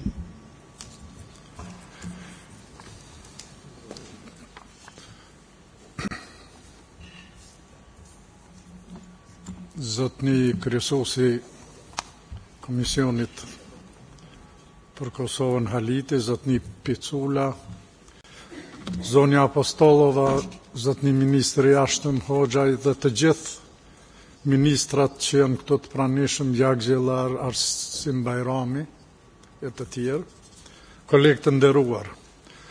Këtë temën që e nisi kolegu i nderuar para meje për funksionimin e institucioneve demokratike, unë me disa fjalë do ta përqendroj kryesisht në raportin në mes të legislativit e ekzekutivit, pastaj edhe karshi institucioneve të pavara dhe agjencive të pavarura që kushtzohen nëse lidhen me këto të dyjat. Në Kushtetutën e Republikës Kosovës, legislativi e ekzekutivi janë pushtete të ndara përse në marrëdhënie të përhershme. 2. Nuk ka ligj për qeverinë e Kosovës dhe nuk ka një ligj për kuvendin e Republikës Kosovës, ndonse janë provuar të hartohen disa herë. Të dyja këto institucione punojnë me rregullore të veçanta për funksionim të brendshëm dhe për raportet me njëri tjetrin. Nën 3.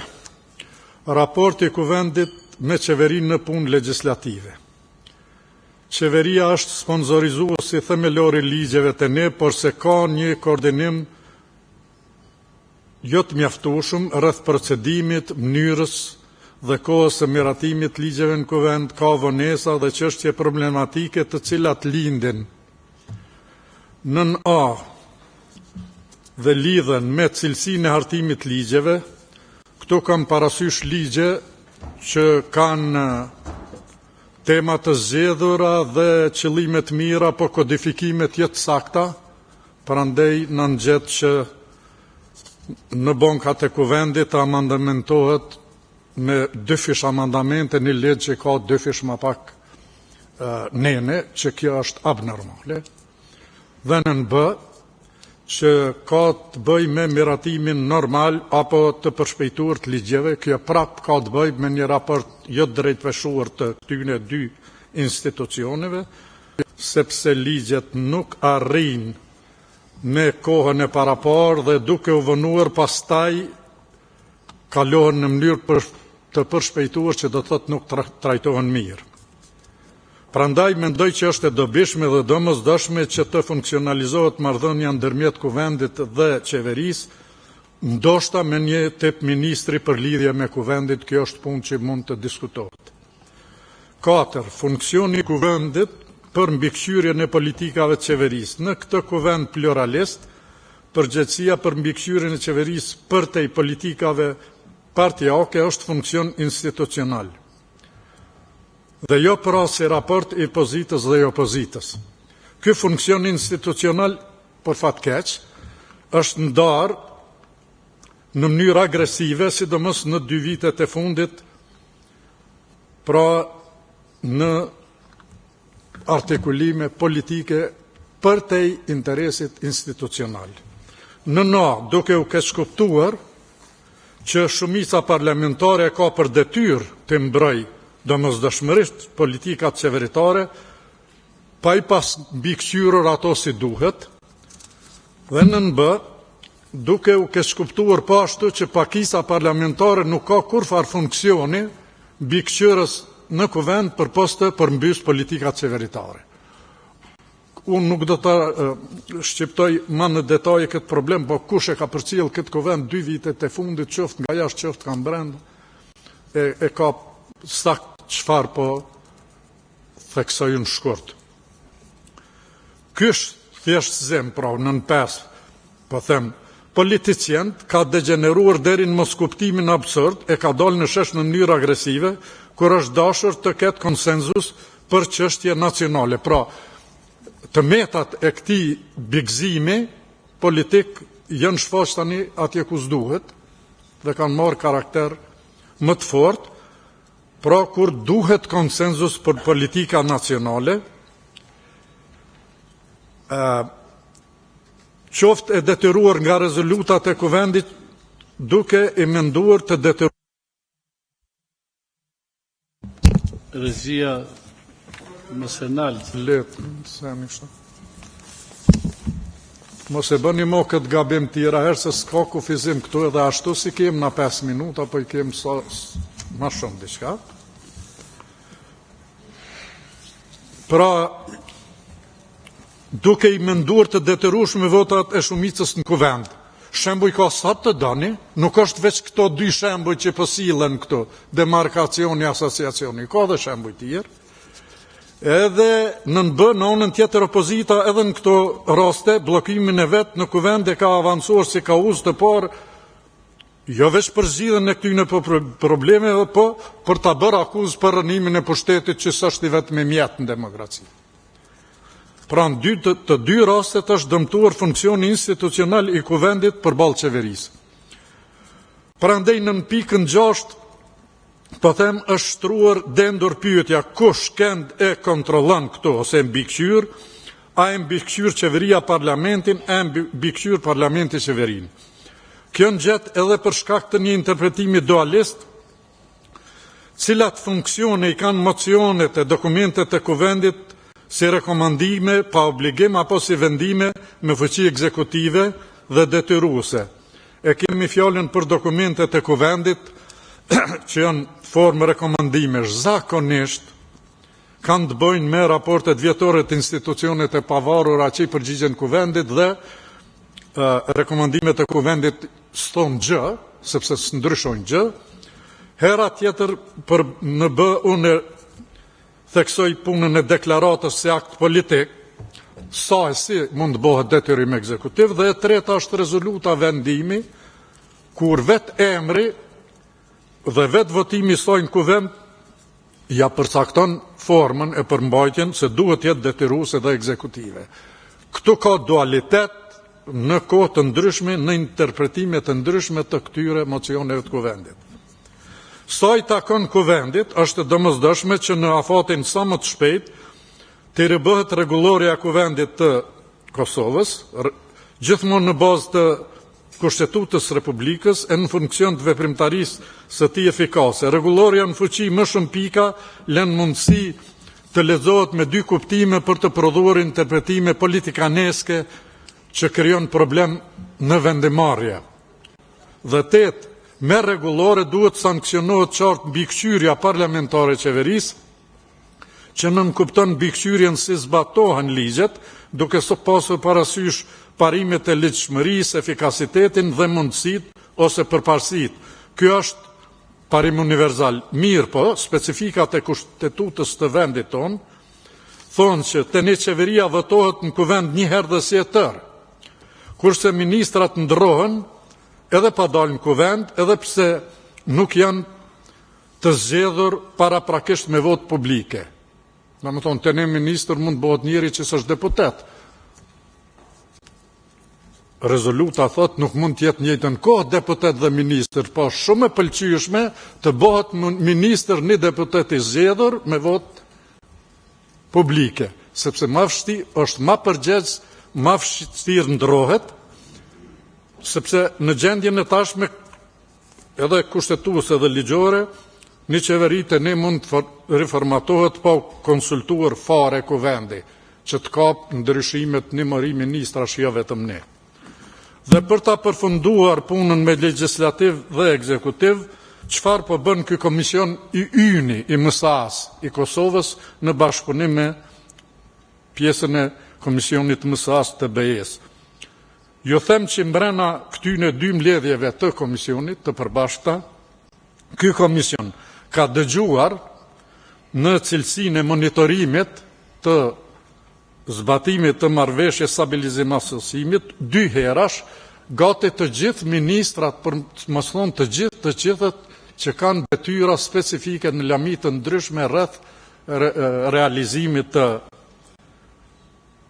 programit Stabilizim Asociimit, dhe kemi pasur takim po ashtu dhe me përfaqësuesit e Bashkimit Evropian të kuptimit konsultativ dhe pune me zonin Apostolova. Besoj që kjo do të intensifikohet, ndërsa në fund unë nuk kisha kohë të përmend temat e famshme që sillen këto dy përmendën edhe këtu. Asociacioni, demarkacioni, na u kanë bërë tema, top tema që sillen që 2 vjet në përbonkat, kuvendit edhe për të tyre. Unë dëgjova edhe këto 2 mendime. Ministri ynë i jashtëm tha, ekziston një kusht. Zonja Apostolova e tha, para jush e para nesh në kamera dhe në mikrofon, jenë 2. A jenë 2 ashtë një, e shihni që perceptimet janë për senet ma elementare 2. Kolegu këtu e tha është 1. Se tha është 1, po e elaborojnim të vërtet ka lejtë e 1/2. E pra, problemet zgjidhen gjithmonë duke u artikuluar qartë edhe të dihet çka kush me çka nën kupton. Sa i përket punës që deputetët e kuvendit e pas kanë dorë vizat, harron e këte, as se kanë dorë deputetët e kuvendit, as nuk e ka qeveria e Kosovës, këta punojnë që të krijohet liberalizimi i vizave, po dorën për të vendosur nuk e kanë, dhe ai që e thot këte, nuk e thot vërtetën e qartë. Po, këto e kanë për detyrim të punojnë të krijojnë kriteret e Kosovës zhvillimore, kriteret e krijimit vendeve të punës që do të mbajnë njerëzit interesuar të jetojnë këty e tutje, edhe probleme tjera, po se e kanë dorë për me vendos, harroni këtë formulim se s'është e vërtet. Faleminderit. Faleminderit, zoti Leka e keni fjalën. Faleminderit kryesues, zonja dhe zotri. Kur themi se kemi demokraci, atëherë nënkuptojmë që kemi edhe institucione demokratike dhe duhet që edhe funksionimi i tyre të jetë demokratik. Para më shumë se 1 dekade në Kosovë, as që është menduar dhe as që është kuptuar se si është të qeverisemi nga institucionet demokratike. Kosova ka qenë e pushtuar dhe sidomos prej viteve 90-ta është qeverisur nga institucionet totalisht të dhunshme që kanë qenë të një shteti tjetër. Për të mos hyrë në tutje në histori se të gjithë kemi nga një kujtesë në kokë për zhvillimet e së kaluarës në Kosovë dhe në institucionet e saja. Për të funksionuar mirë vendi dhe për të patur institucione demokratike, duhet të kemi 2 elemente të ndërlidhura, mirë njëra me tjetrën dhe duhet të zhvillohen bashkarisht, vedia kolektive dhe kultura politike. Shumë teoretician nga fusha e administrimit publik dhe shkenca politike, organizatat administrative i konsiderojnë si tërsi njerëzish, ku si element kryesor i strukturës organizative dhe funksionimit të saj paraqitet sjellja shoqërore e njerëzve. Nisur nga ky fakt, janë imediate shqyrtimet e sistemit të avancuar të nënpunësve, etika e nënpunësve, organizimi i shërbimeve dhe në përgjithësi shqyrtimet mbi politiken e kuadrat administrative dhe politik. Në Kosovë ende vërehet një mungesë kulture dhe tradite ndaj qasjes dhe raporteve mes institucioneve të shtetit dhe qytetarëve. Me sjelljet dhe veprimet e pahishme të disa politikanëve dhe byrokratëve në institucionet publike, ata po e ofrojnë shembuj të panumërt negativ dhe imazh të zymt mbi vendin tonë.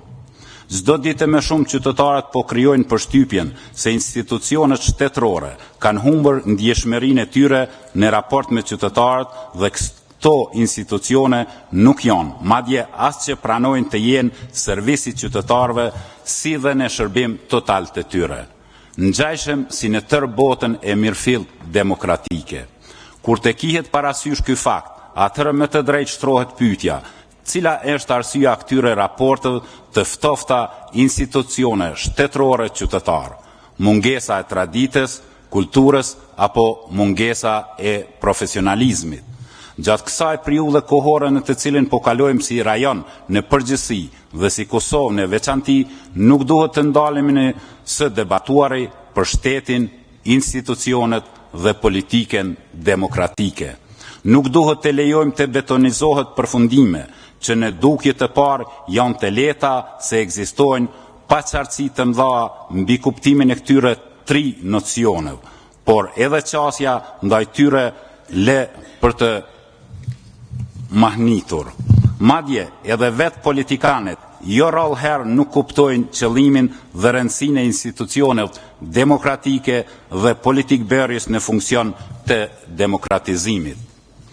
Politikanët sikur e kanë kuptuar gabimin se ndaj institucioneve vazhdimisht duhet të shprehin forcë, arrogancë e mospërfillje, ndërsa institucionet shtetërore sikur kanë arritur atë pikën e edukimit në ushtrimin e injorimit, të përqimit dhe të moskryerjes së punëve të qytetarëve, dhe nëse është kështu, atëherë ende nuk mund të themi se kemi funksionim demokratik të institucioneve demokratike, sepse të tillat e njohin edhe rotacionin, gjë që disa politikan e disa partiket nuk po e pranojnë në asnjë rast deri tani, e kjo është e rrezikshme për të ardhmen e Kosovës.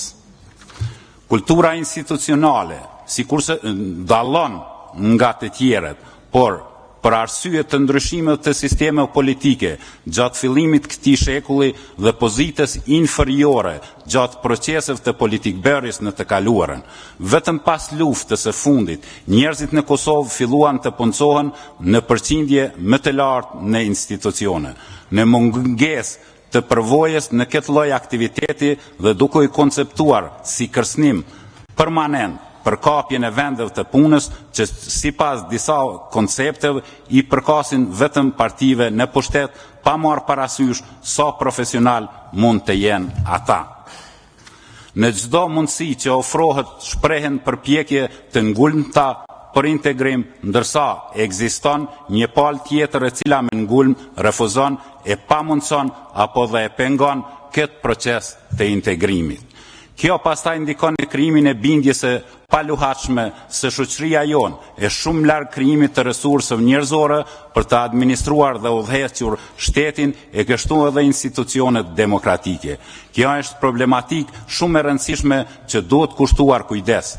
Politikanët dhe nënpunësit me standardet e larta profesionale të ndryshonin bindjet e të tjerëve se ne nuk kemi kuadro dhe kapacitete për administrimin e shtetit. Në fakt kjo është vetëm tendencë e disave që dje dhe pse në përqindje më të vogël se sot na sunduan keq e tentojnë që të na sundojnë edhe më keq sot se sa dje. Një fjalë që ka burim nga populli thot: kultura një kombi buron nga zemra dhe shpirti i njerëzve të saj. Andaj duhet një herë përgjithmonë të kemi të qartë se ekzistojnë tri elemente që ngrisin vetdijen shoqërore dhe më pastaj rrisin edhe cilësinë e demokracisë institucionale dhe mirë funksionimin e tyre. Ato janë domethënia e ekzistimit të institucioneve, etika dhe respekti ndaj institucioneve, marrëdhëniet dhe bashkëpunimi i institucioneve me qytetarët. Në lidhje me sjelljen institucionale, do të kisha cituar thënien e profesorit Eugen Pushic, i cili thoshte: "Vështruar në mënyrë të përgjithshme, sjellja e njerëzve mvaret nga faktorët objektiv të rregullimit ekonomiko-shoqëror, nga mënyra e shprehjes së atyre faktorëve në ndërgjegjen njerëzore dhe nga mekanizmi i motivimit." Pasi që shërbimet administrative dhe politikat publike paraqesin veprimtari shoqërore, ato duhet të realizohen në bazë të rregullave të etikës. Prandaj, edhe nga nënpunësit, politikanët dhe qytetarët, kërkohet një formë kulture e komunikimit dhe bashkëpunimit. Administrata dhe institucionet janë të domosdoshme jo vetëm për funksionimin normal të sistemit, por edhe për sigurimin dhe zhvillimin e tij. Andaj, për në fund, mendoj se nuk do të mund të shpresojmë në ndryshimin e qasjes së raportet në mes institucioneve dhe qytetarëve pa ngritjen e vedijes kolektive dhe pa kulturë të përgjithshme konstitucionaliste. Vedia kolektive dhe kultura politike janë dy elemente të ndërlidhura me njëri tjetrën. Prandaj, për të funksionuar mirë vendi, është domosdoshme që këto dy koncepte të zhvillohen bashkarisht, e për të zhvilluar këto duhet të kemi financimin të drejtë. Faleminderit. Faleminderit zoti Lekaj. Po vazhdojmë me pikën e radhës, pikën e 6, që është drejta e njeriu dhe shundimi i ligjit. Shpresoj që do të kemi kohë për pak debat. Zonja Vude ka fjalën. Gjuli. Shtu e kamera në ndi. What do I do here? Take that out? Yeah. Okay.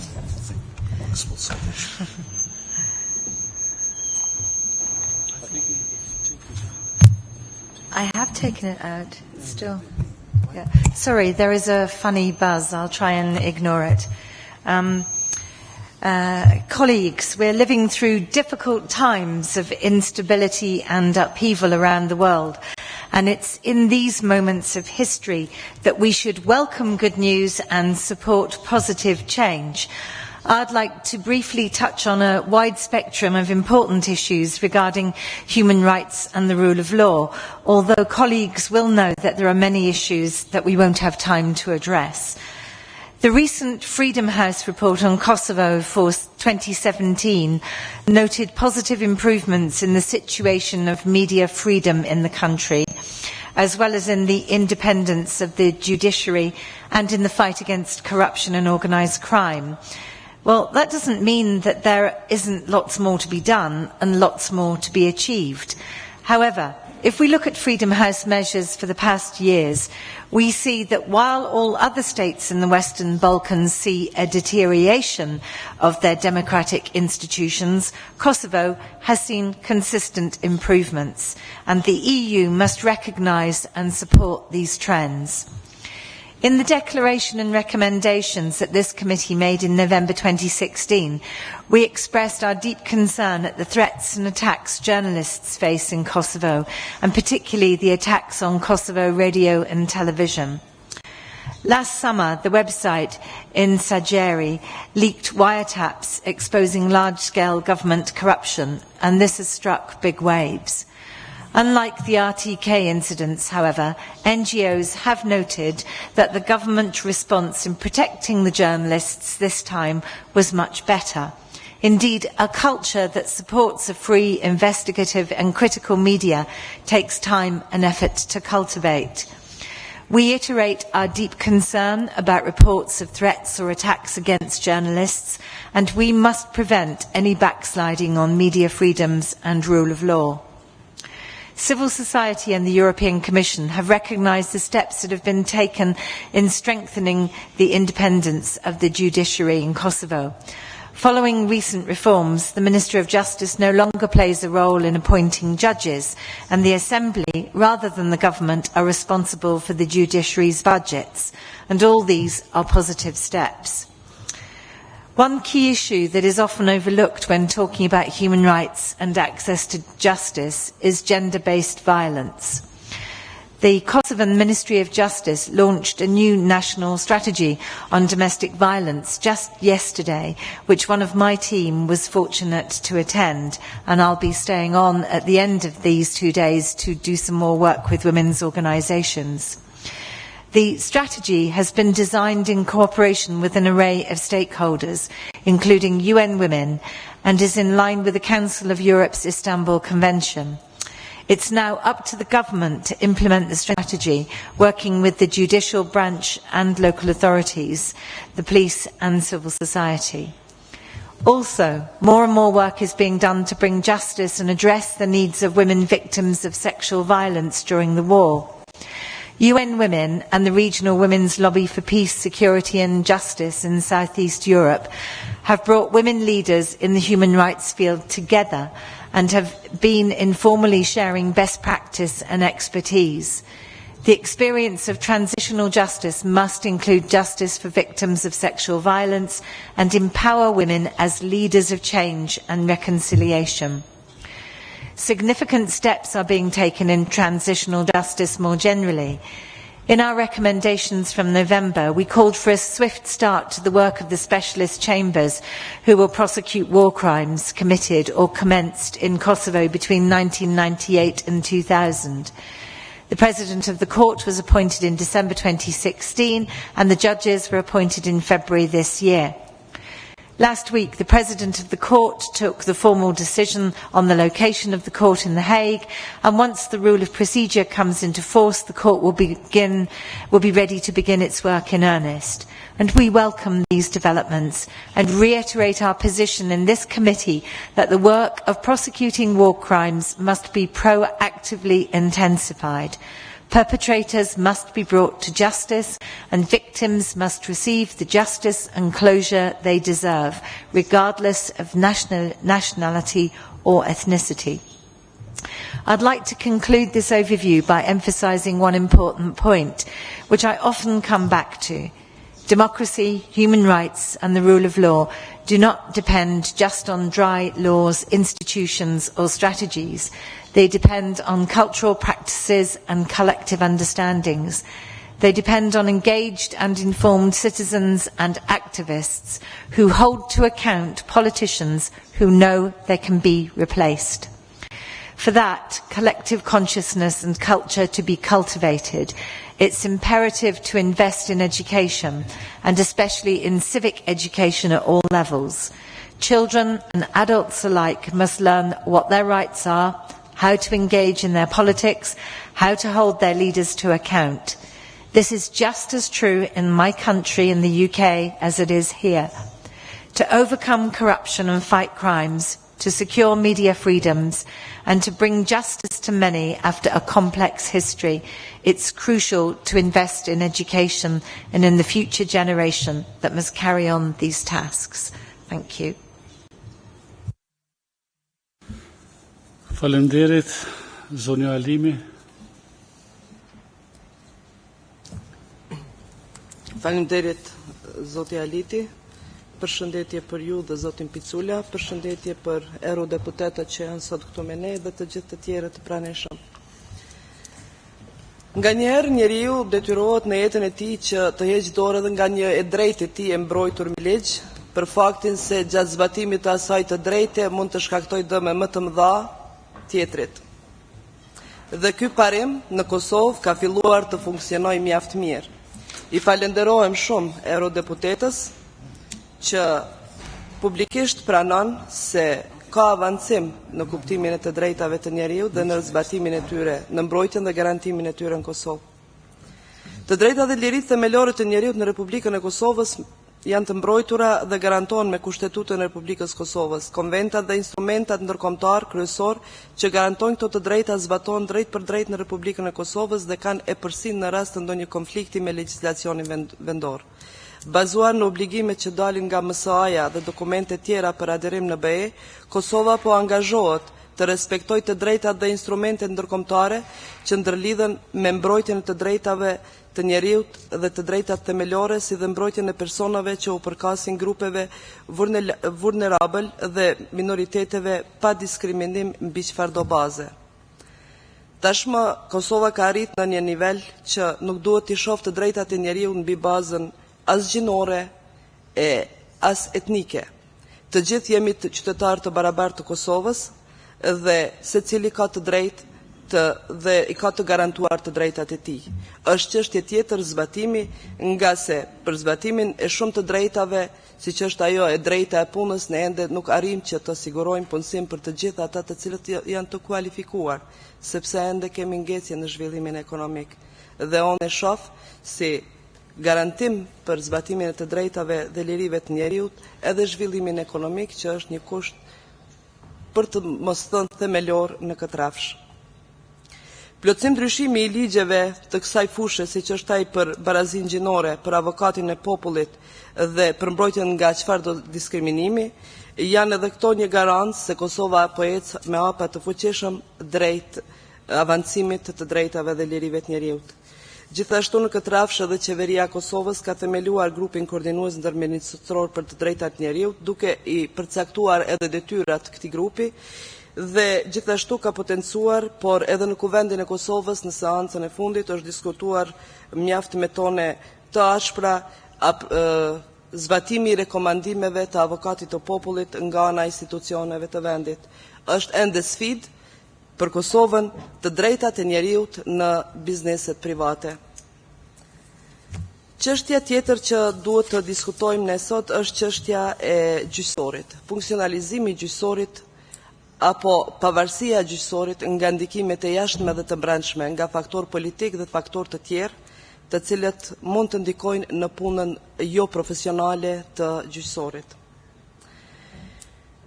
Kemi bërë plotësim ndryshimet e ligjeve dhe tashmë Ministria e Drejtësisë është edhe në një rishikim komplet të sistemit të drejtësisë, duke parë edhe rishikimin funksional të vetë sistemit të drejtësisë dhe duke bërë plotësim ndryshimin e ligjeve, që shumica prej tyre tani më janë në fazën e amandamentimit në kuvendin e Kosovës, krejt kjo me vetmin qëllim që gjyqësori të ketë pavarësi të plot dhe në ushtrimin e funksionit të tij, që është një prej parakushteve themelore në funksion të drejtave dhe lirive të njeriut. Çështje mjaft e ndjeshme që tash 17 vite nuk ishim vetëm ne ata që do duhet, apo nuk ishim edhe përgjegjësitë që të merremi me adresimin e krimeve të luftës. Tash 17 vite krime të kryera, do thot para 17 viteve, dhunime, shkatrime të pronës, të gjitha këto në Kosovë, ndaj një populli i cili nuk shkoi ta okupojë askënd, por kërkon të liri për vendin e vet dhe qytetarët e vet. Dhe ende nuk kemi vënien e drejtësisë në binarët e duhur për kriminalët të cilët vranë, të cilët shkaktuan masakrat më barbare në Kosovë, të cilët dhunuan dhe shkatruan pronën e qytetarëve të Kosovës. Normalisht, mund të them me plot kuptimin e fjalës, pronën, vranë dhe dhunuan shqiptarën Kosovë. Drejtësia ende po hesht. Po hesht drejtësia edhe vendore në Kosovë, por këtu mund të kemi ndoshta një justifikim, sepse deri vonë nuk ishim kompetenca ne që të luftojmë në këtë rafsh. Por tash nuk guxojmë të heshtim më, dhe është për të përshëndetur hapat konkret që po mirën, që në kuadër të prokurorisë speciale të veprohet dhe të vetë drejtësia për krimet e luftës këtu në Kosovë, por po hesht edhe drejtësia ndërkombëtare. Kjo nuk do koment. Ne si të kuvend duhet me çdo kusht që të ngritim zërin, edhe si kuvendi i Kosovës, po edhe si Parlament Evropian, që edhe drejtësia ndërkombëtare të kthej kokën ndaj këtyre krimeve. Ju falenderit. Falenderit, zoti Lars Aduktsson e ka fjalën. Kërkoj falës në letrën time s'ke qenë i shënuar, prandaj kalova. Honorable co-chairs, distinguished members of this House, Madam Ambassador, dear colleagues and friends. Let me start my intervention with a quote. If I'm lucky and able to, I will go to Germany, although that was definitely not my original plan. I always wanted to contribute to my country." End of quote. These words, expressed and formulated by Dr. Liridon Hasiri, one of the best students in his class at the University of Pristina. He was recently denied the possibility to continue specialization in hematology, and claims that the moment he found out that he could not continue his studies and that people with lower grades but with political connections were accepted for specialization, that was the moment when he decided to leave this country. These are his claims. I am not in the position to judge whether they are true or not. But what we do know is that according to the Corruption Perception Index for 2016, Kosovo is on position number 95 between Benin and Niger. There is no doubt that corruption remains a big problem. Some of you may wonder about my reason for mentioning the specific case of Dr. Hasiri. Well, if true, it serves as an example on the detrimental effects of corruption for the long-term development of any country. It destroys talent and degrades merit. It forces talented young people like Dr. Hasiri to leave the country, thus creating a brain drain that undermines the potential for a whole nation. Corruption is not just statistics and money.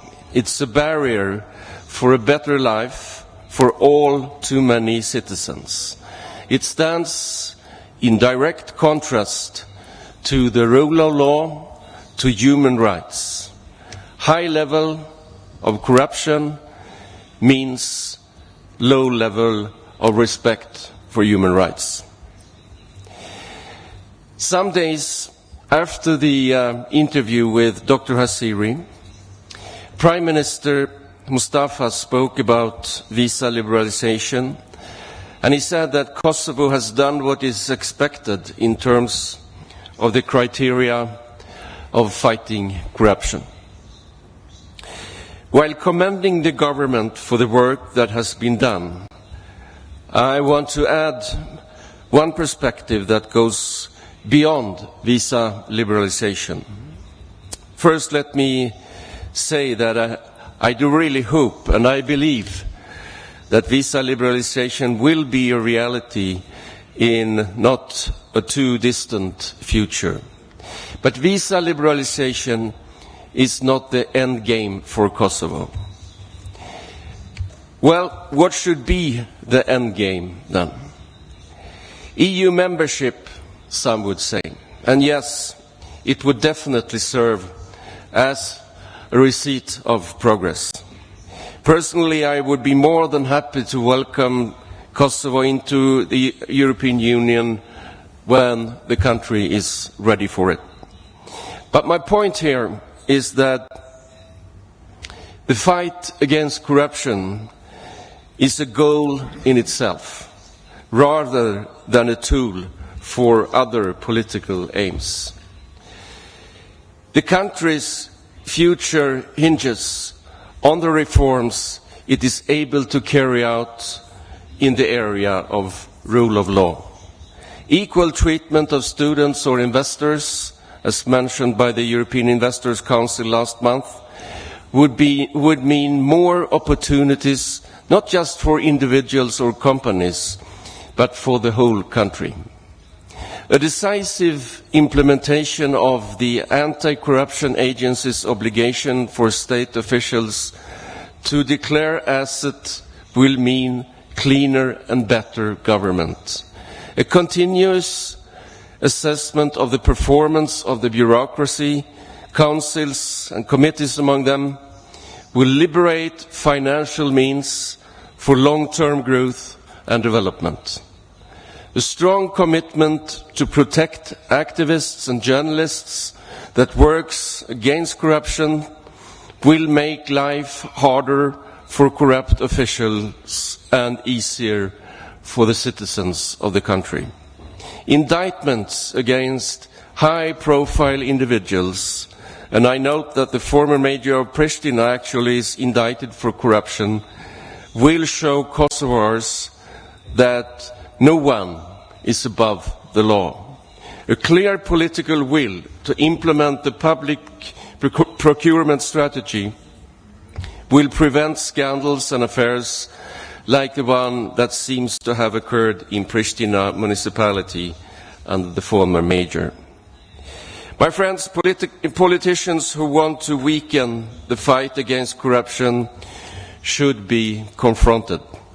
I say this after having noted that some members of parliament have suggested that all convict sentences should be reduced by 1/3. I commend the Assembly for rejecting this amendment. The European Union expects much from the leadership of the country, but the EU should also be ready to contribute. The upcoming implementation of the project Support to Kosovo Institutions in the Fight Against Organized Crime and Corruption is one good example of how the EU and Kosovo can work together in this regard. For the sake of the country's future, I sincerely congratulate the Assembly on finally passing the new law on execution of penal sanctions, ensuring that prisoners are treated equally, together with the passing of a new law on disciplinary procedures for judges and prosecutors. This will show Europe and the world that Kosovo is further progressing in its fight against corruption. But it would do much more than that. It would show young people, young Kosovars like Dr. Hasiri, that there is a hope. There is a hope for a better future in Kosovo, a future where Kosovo is not compared to Benin or Niger, but to countries of the European Union, the union in which Kosovo belongs. Thank you.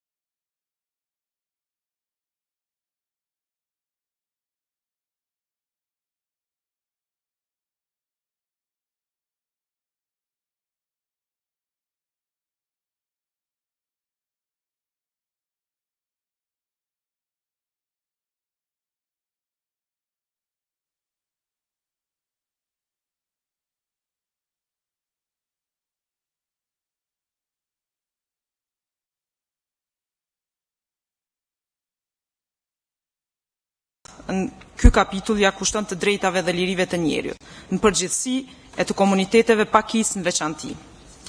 Sa ju përket të drejtave dhe lirive të komuniteteve pakicë, e sidomos të pakicës serbe, Kosova ka vendosur standardin më të lartë, jo vetëm në rajon, por edhe në vendet e BE-s. Sipas bindjes tonë, komuniteti pakicë serb nuk është duke i shfrytzuar të drejtat e lirisë që i ka me kushtetutën e vendit tonë, e ligjet për shkak të ndërhyrjeve nga Beogradi. Politika të cilat i dirigjon dhe dëshiron të destabilizojë Kosovën dhe nuk kujdeset për integrimin e pakicës serbe në jetën politike e publike në Kosovë. Ndërsa sa i përket sundimit të ligjit dhe funksionimit të gjyqësorit, ne kemi pasur vërejtje të shumta në të gjitha ata që kanë pasur e kanë përgjegjësi për të reformuar këtë sistem dhe për ta pavarësuar vendimarrjen.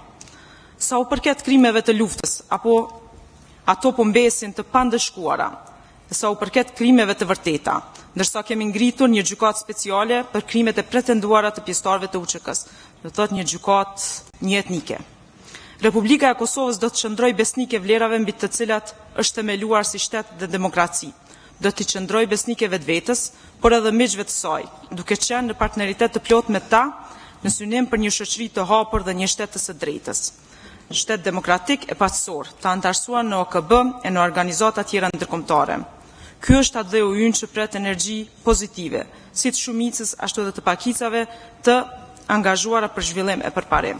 Unë shpresoj që në takimin e radhës do të jenë prezente edhe zonja Fajon dhe Lunacek, pasi që takimet tona janë të parapara, domethënë 6 muaj më herët, dhe se mungesa jonë do të kishte një justifikim ndoshta më të rëndësishëm, sepse besoj që sot do duhet të ishin ato të dyja të pranishme këtu. Faleminderit.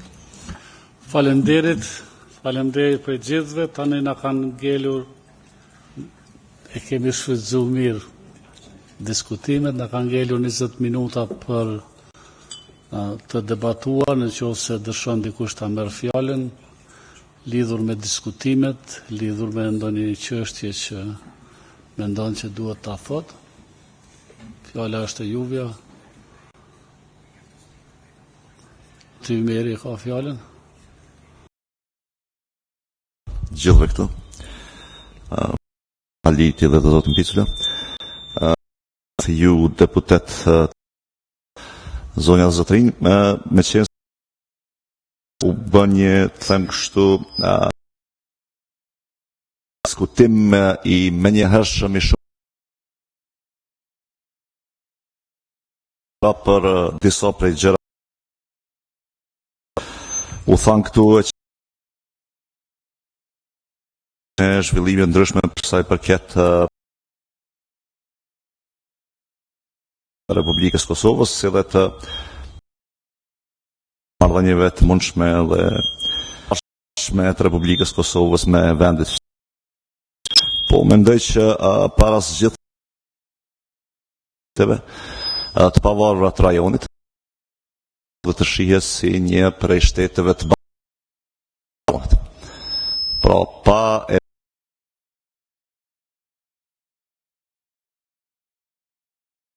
në atë që emrin si proces i cili e garantoj as në rajon. Dhe ka edhe në publik, po jo vetëm në dokumentet zyrtare, ne e kemi shpallur dhe që ne e njohim. Pra herë shihet si pjesë e rajonit dhe pandashëm si pjesë e rajonit, siç ndodh për shembull me marrëveshjen e MSA-s, herë shihet si një lloj territori emrit të cilës nuk dihet, që ka qëndrime ndryshme karshi emrit, për shkak se ka qëndrime ndryshme karshi statusit. E herë shihet si një lloj shteti inferior politikisht i cili ekziston vetëm për të dialoguar me Serbinë, dhe kështu me radhë. Dhe mendoj që gjitha këto po kanë edhe konotacione të rrezikshme në praktikë, sepse po zbatohen standarde shpeshherë dyfishta karshi i Kosovës edhe karshi i zhvillimeve në Kosovë.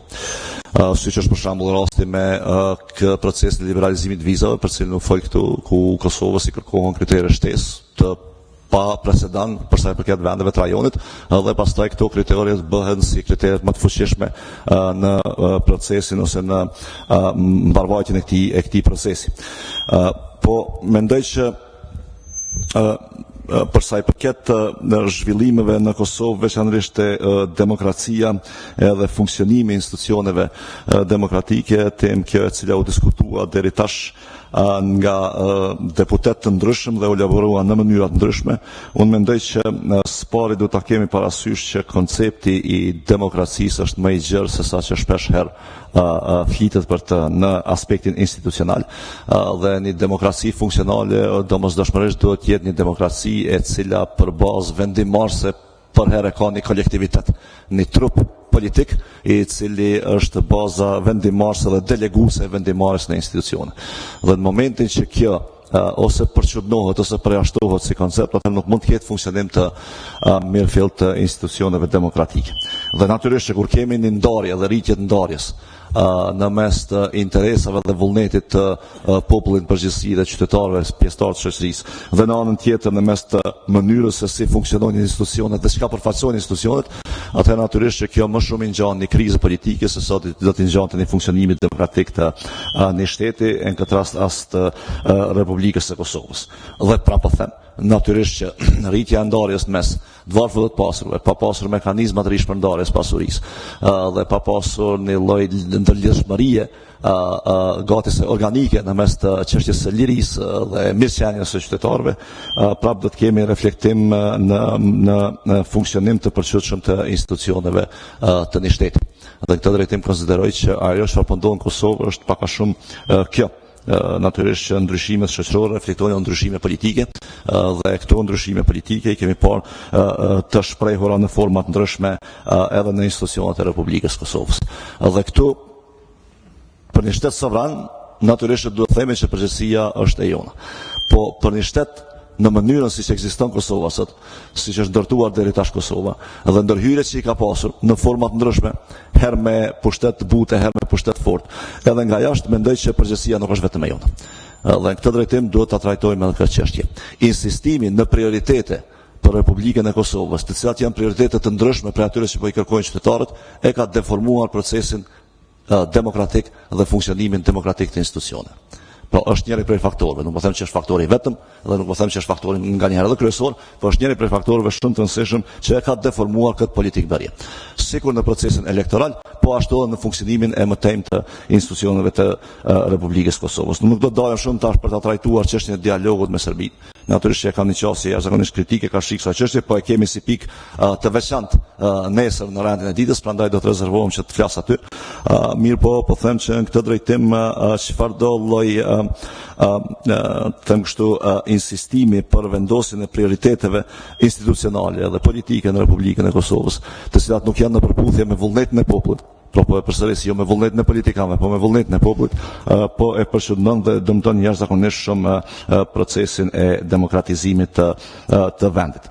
Dhe në anën tjetër, kur lexohet me vëmendje teksti i MSA-s, dhe këtu mendoj që ka qenë po ashtu një keq negociim i këtij teksti, dhe mendoj që po ashtu ka një lloj deri diku edhe padrejësie inherente në këtë tekst, shihet qartë që në mënyra të ndryshme Kosovës i referohet si një lloj territori i cili është pjesë e një rajoni dhe perspektiva e cilit është vetëm perspektiva rajonale.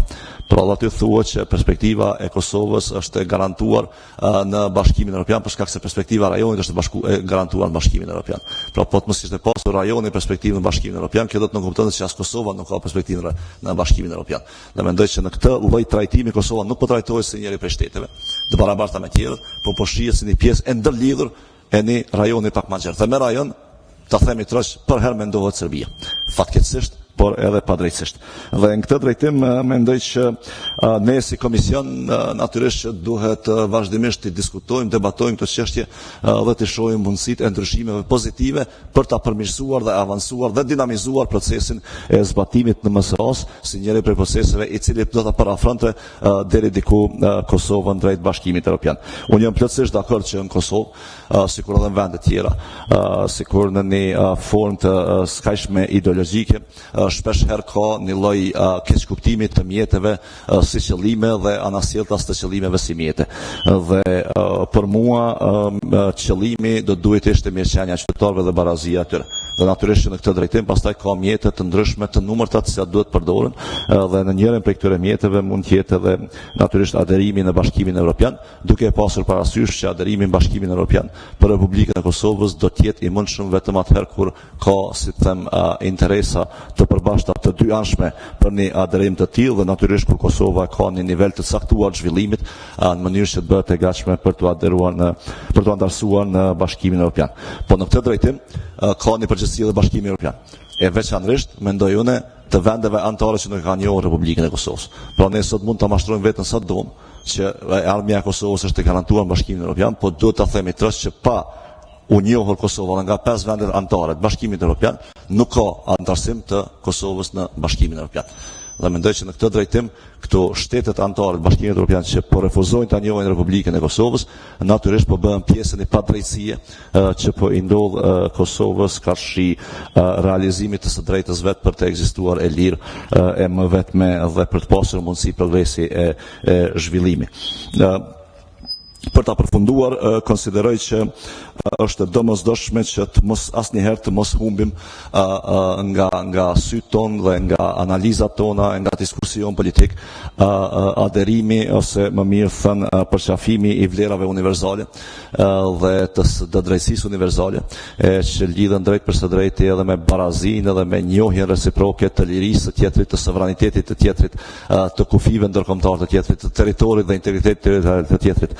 Dhe në çfarëdo forme që ne tentojmë të zbatojmë mekanizma të ndryshëm prej këtyre në rajon, pra mekanizma të ndryshëm prej atyre që ishin në fundamentin, në themelin e Bashkimit Evropian në momentin kur Bashkimi Evropian filloi të krijohet, atëherë do të krijojmë një situatë plotësisht të ndryshme në të cilën do të kemi shtete hegemone, siç në të rast në rajon është Serbia, dhe pastaj do të insistojmë përmes këtyre mekanizmave që të krijojnë popull të nështruar karshik si kësaj hegemonie. Pra Republika e Kosovës, populli i Kosovës, shqiptarët në përgjithësi, në asnjë mënyrë as nuk do të pranojnë, as nuk do të nështrohen karshi hegemonisë, sepse edhe ne, sikur gjithë tjerët, edhe e meritojmë, po më shumë e kemi të drejtën tonë që të jetojmë të lirë, të barabartë dhe kështu të kemi mundësi bashkëpunimi reciprok edhe me fqin tonë dhe me vende tjera. I faleminderit. Faleminderit. Dikush tjetër? Zoti Lekaj? Që pak ma shkurt. Desha të ndërlidhe me eurodeputetin, kolegen Selimovic, që e potencoj demarkacionin, apo për të po më duket që nuk ishte fort më rëndësi territori prej 8.000 hektarësh. Unë mendoj që çdo e drejt e përkufizimit të kufive është që përcakton një shtet, por Kosova në këtë rast është sui generis. Kur e themi këtë e përmendi Ukrainën, a nuk është Ukraina pothuajse gati në luftë me Rusin dhe krimen të lashët që i ka dhe nuk ka qenë kriter i Bashkimit Evropian për liberalizimin e vizave. Po ashtu Gjeorgji, dhe për post territori që janë 8.000 hektar, ka resurse potenciale, si që është i pijes që 17% furnizohet Kosova, po nga ajo pjesë. Dhe ne kemi të drejtën legjitime që ne të kërkojmë që mos të preket territori i ynë. Prandaj, mendimet ndryshe, unë nuk dua që këtu tani të kritikoj, por janë procesi demokracisë dhe ne e kemi thënë atë që duhet me thënë dhe as pak me shumë që e thënë çdo deputet që e mbron vendin e vetë. E përmendet po ashtu asociacionin. Kosova e ka ligjin e vetë sa i përket themelimit të asociacionit. Që janë OJC, kemi asociacionin Kosovë, por nëse shkohet matutje dhe cenohet kushtetuta e vendit, që në këtë rast e kemi me marrëveshjen që nuk është në harmoni me 23 nenet e kushtetutës vendit. A thua u përmend këtu ligji sundimi ligjit, kur e cenon kushtetutën e një vendit, si kishte me veprue një shtet demokratik dhe që i respekton vlerat universale e sidomos kushtetutën e vetë. Prandaj në këto, ne mos mendoni që nuk jemi të vedishëm që t'i kryjmë obligimet tona ndaj Bashkimit Evropian. Por kërkojmë që edhe Bashkimi Evropian të jetë lojal ndaj kërkesave legjitime të qytetarëve të Kosovës, e në këtë rast përfaqësuesve të zgjedhur nga populli. Faleminderit. Faleminderit, dikush tjetër?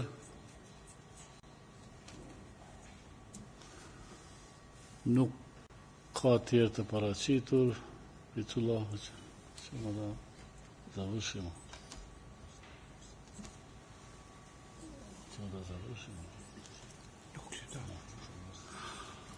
Atëherë jemi në kohë që e quajnë akademike, 5 minuta para përfundimit, si pas planit. Mirupafshim nesër në ora 9, ju kisha lutur që të vinin kohë për faktin se si që keni pa dhe në praktikën e së kaluarës, ne duhet të përfundojmë në kohë takimin, sepse edhe këta kanë me udhëtu. Prandaj në ora 9 do të fillojmë nesër me çështjet e tjera sipas renditjes dhe besoj që do të kemi më shumë hapësinë për të debatuar dhe për diskutuar, sepse sot një pjesë të kohës së mirë e u huazuam kryesisht qeverisë që të na flas. Faleminderit. Mirupafshim atë nesër, shpresoj që do të kaloj mirë edhe ndarë kush është i ftuar.